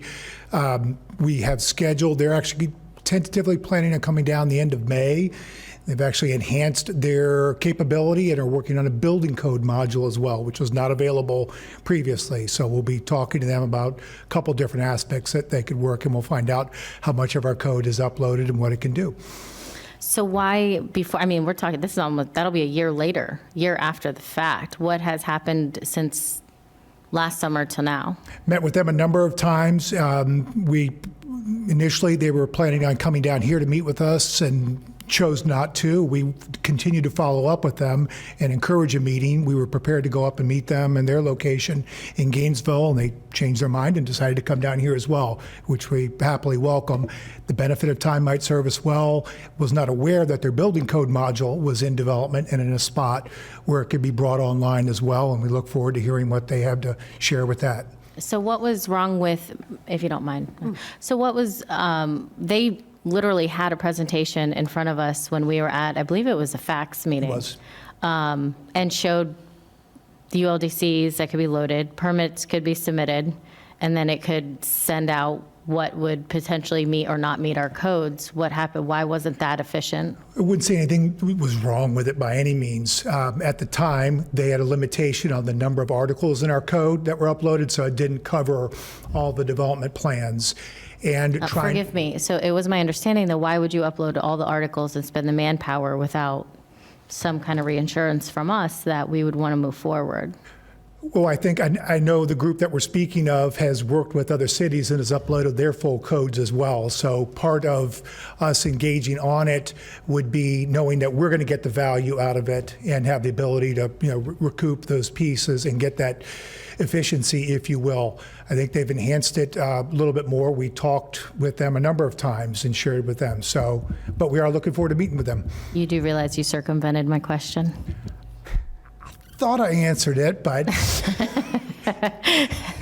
it's probably, okay, probably something of a catch-22 then that's out there, but they have shown the willingness to upload the codes from a lot of their other clients fully. They did not do that with ours initially. Well, they were clients. We are not a client, right? But they were new clients as well. So I think the question would be how quickly could they do it, and we were in those kind of discussions. I also would tell you that for better or worse, our system is a lot more complex and our codes are a lot more complex, including our subdivision regulations and a lot of other points. Yeah, let me just, May I suggest something just a second? let me just jump in on Oh, that. go ahead. I just want to say, I mean, the reality of our ULDC and the technology, I think they would have struggled with our ULDC in the past just because of the size of it. If you could break it down into smaller chunks, they probably would have been able to swallow it. But to try and swallow it whole is a lot. These models are not yet really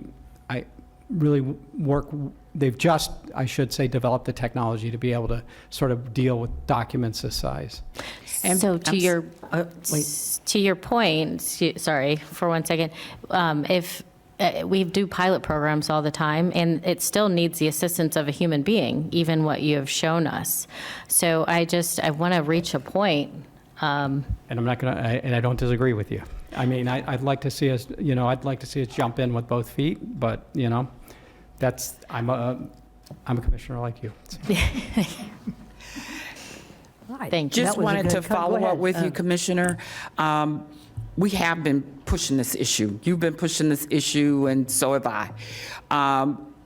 the reason they needed to grasp the entire ULDC is because it's intertwined.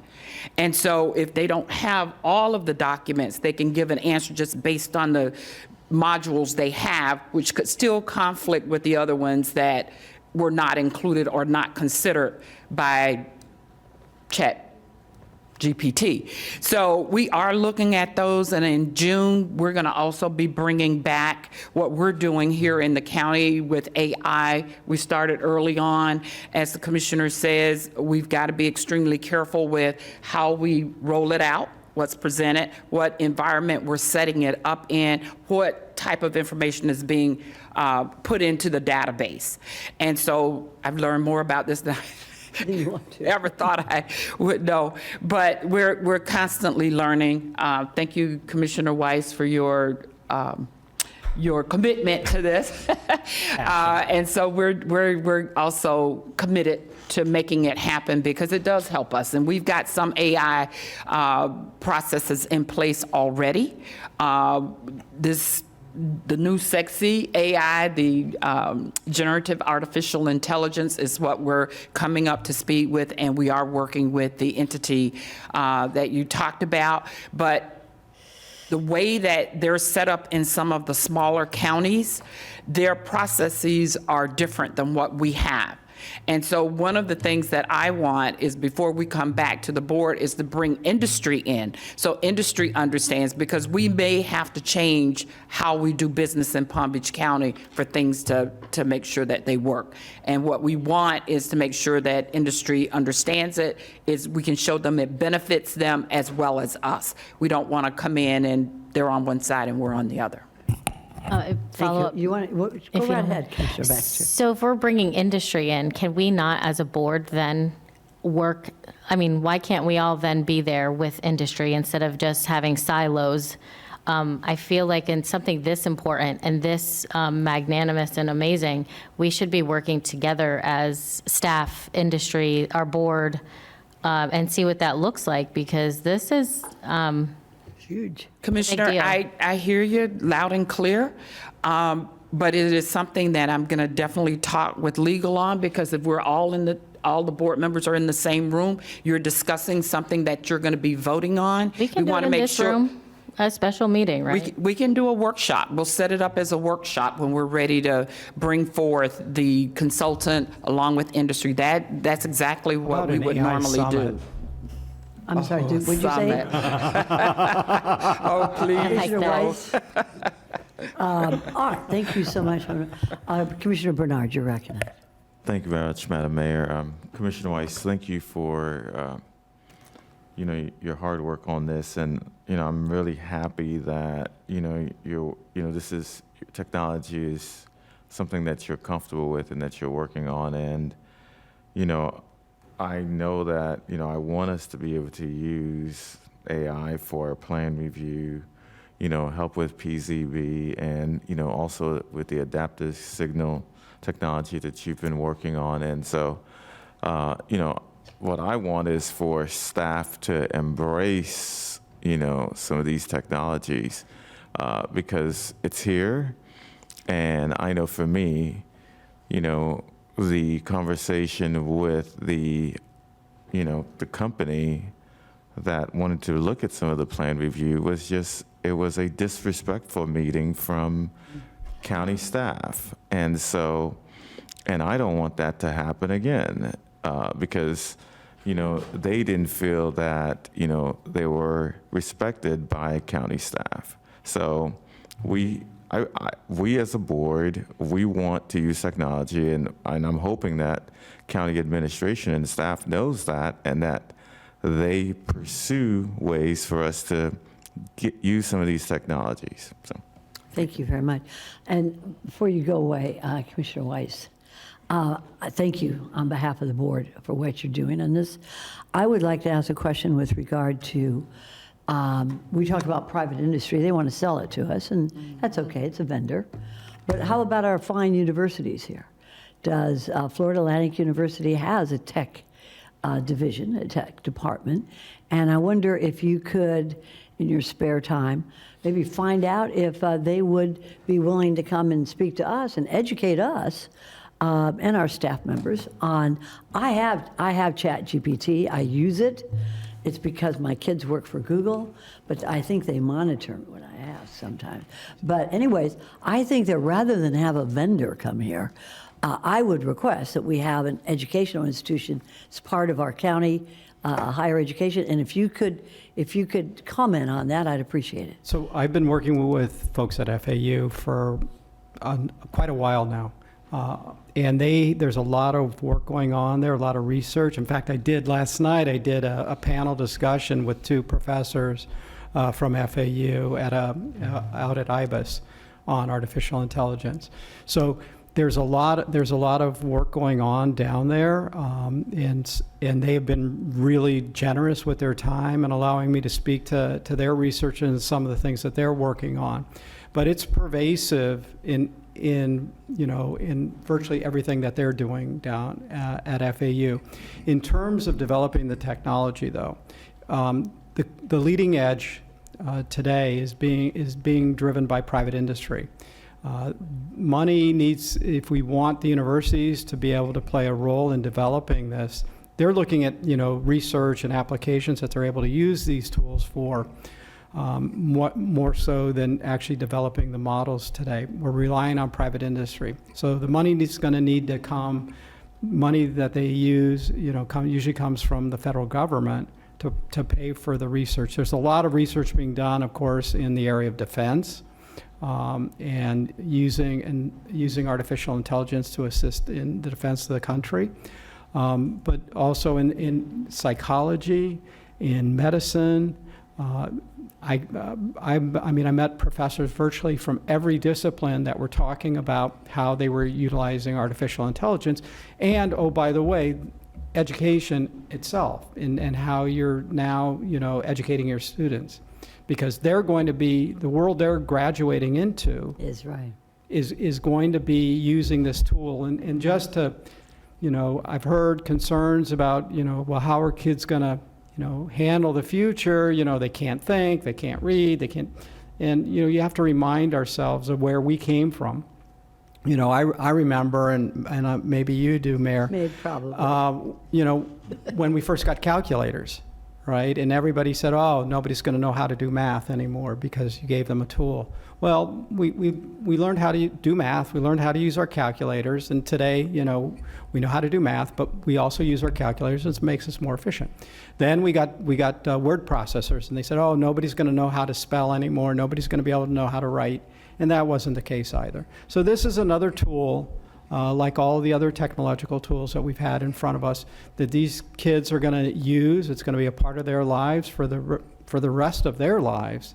And we want to make sure they know how to use it, that every child has access to this technology. That's going to be key for us as a society, that every child, no matter where they grow up in the United States, no matter what community, that they have access to this. That's why the whole getting the internet available to every household has been so important, because they need to have access to these kinds of tools if we want everybody to succeed and have their best possible life. That leads me to when President Obama said he had a commitment that every household, every child in the United States would have access to the internet. How many years ago was that?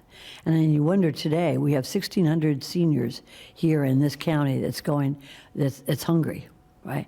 So this may be more of a mission than you may want. Maybe Mr. Rutter can also help us with this, but you can't use artificial intelligence if you don't have the internet.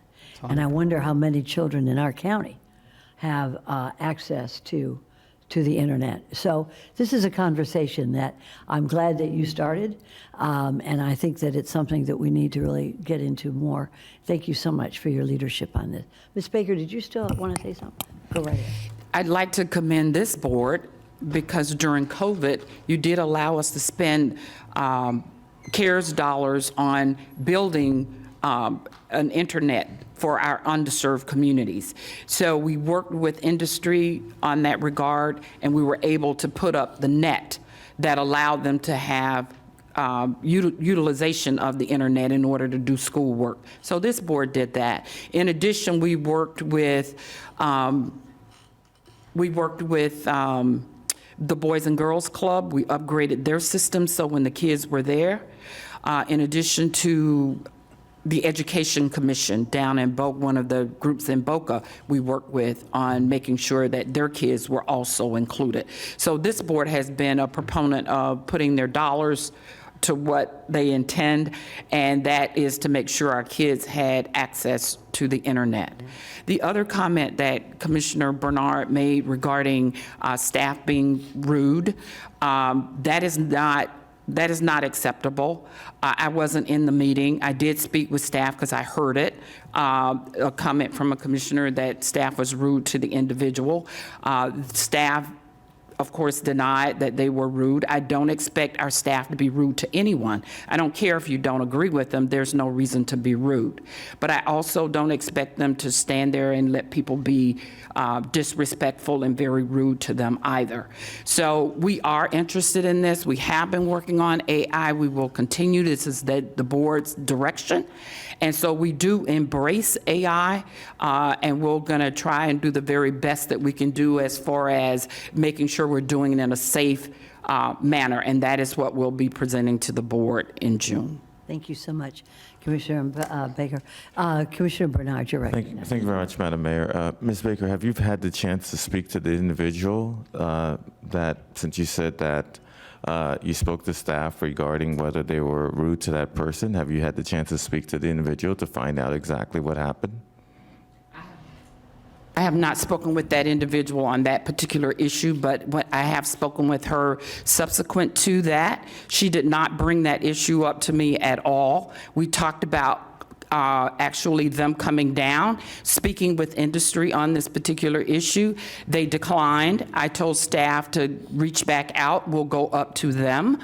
They then decided, no, we'll come back down to you. So again, I can follow up on that specifically, but I did speak with her subsequent. I think it's important to follow up because, I brought that up to you, and, I thought that was an issue that needed to be addressed. And you spoke to staff, but you didn't speak to the individual. So, this needs to be addressed to make sure that that doesn't happen again. I will ensure it does not. Thank you very much. Commissioner Baxter, you're recognized. My concern, because I heard the same thing, was that staff had, and I'm just going to say verbatim, these aren't my words, these were the person who felt offended, point blank said, staff said to them, we will never use this. And we, the board, had already given direction at that point to look into it. So I found that very concerning. And so I'm glad I'm not the only one who heard it. But it would be worth at least calling that company. I do remember I spoke with her several months after that. We get busy, we lose track of time. And she said that she hesitated to want to come back to our county to pursue this with that technology because of how she felt she was treated. So I would like for us as a county to reach out maybe to her boss, I believe his name was Rob, and pursue the relationship moving forward, because I think this could be a huge tool for us at the county to use. And if several, especially, we go to these meetings where we have other county commissioners that use it and love it. I mean, love it. And I understand we're a larger county. Again, why I think a pilot program might be appropriate, why we can't just rely on the AI, but we have to have some human interactions with it as well. So thank you. I will follow up today with Rob. I'll get with you to get his name, as well as the individual that made the comments with staff, because it's always two sides to every story, and we get a lot of solicitations. And again, I don't expect staff to be rude to anyone. I'm not rude to them. We listen, we tell them what we think, and then we follow back up with the board if it's something that the board wants us to follow up with. But sometimes people don't. Anyway, we will follow up, and that is not acceptable, being rude to anyone, just as though I don't want salespeople being rude to our staff either. Thank you so much. I think we've pretty much taken care of that issue. And I would, again, impress upon you, Commissioner Weiss, if you have a contact at Florida Atlantic University, I know that they use Israeli technology through Technion. I think it would be very, very good for us, very wise for us to use what the students and professors and scientists are using at our local university, and it may be quite helpful to us before we have a private vendor in here. So is that something that you could follow through with, Commissioner? I'd be happy to. I've been working with Dr. Susan Schneider. She's the executive director of what's called the Future of the Mind at FAU. Perfect, the future of the mind.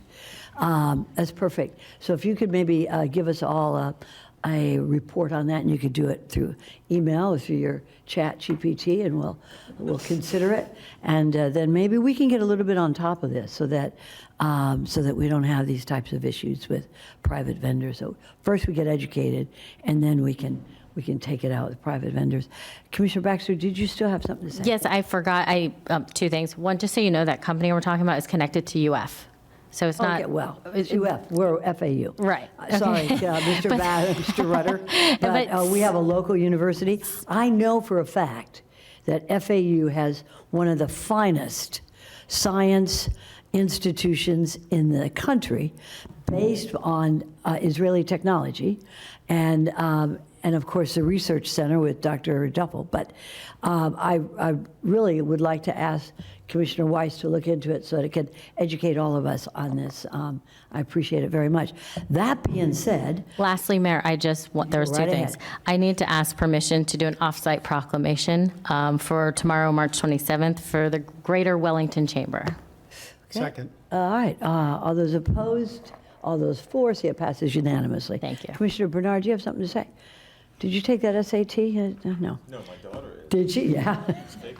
Yeah, so good luck to her.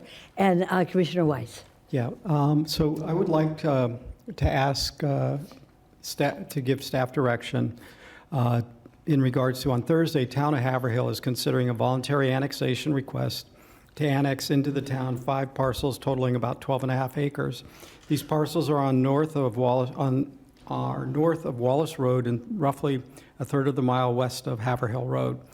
And while generally I have no issue with voluntary annexations, I do have a problem with what's being proposed here. This piece of land that the town wants to annex is separated from the town by a canal. Annexing would create a portion that would not become unified with the whole rest of the town and its residents. There is no direct connection to the town. The only pedestrian or vehicular access would be through unincorporated roads. The proposed annexation would create a pocket or finger area, and this is inconsistent with Chapter 171 of Florida statutes. What's more is the reason for this annexation. Meritage Homes wants to develop the land and build 100 townhomes, which is wonderful, but by becoming part of the town and upzoning the property, they are circumventing the county's workforce housing requirement. So there is no workforce housing plan for this development. So I think this is a bad idea. I'd like to direct staff to object to and oppose this annexation and come back to us with more information. Is any? Okay, very good. Do you have a question? Just if anybody has. Well, I think it's direction to staff. I don't think there's any opposition, but there is it's direction to staff, not a motion. So it's okay. Very good. Thank you. Commissioner Barnett? No, I'm just going down the road here. The train is going. Okay. And Madam Baker? Nothing at this time. And neither, I just have to say, the Village of Valor, I went to their event the other night. And I look forward to all of us working together to help our homeless veterans. With that, everybody stay safe and see you later this week. God bless.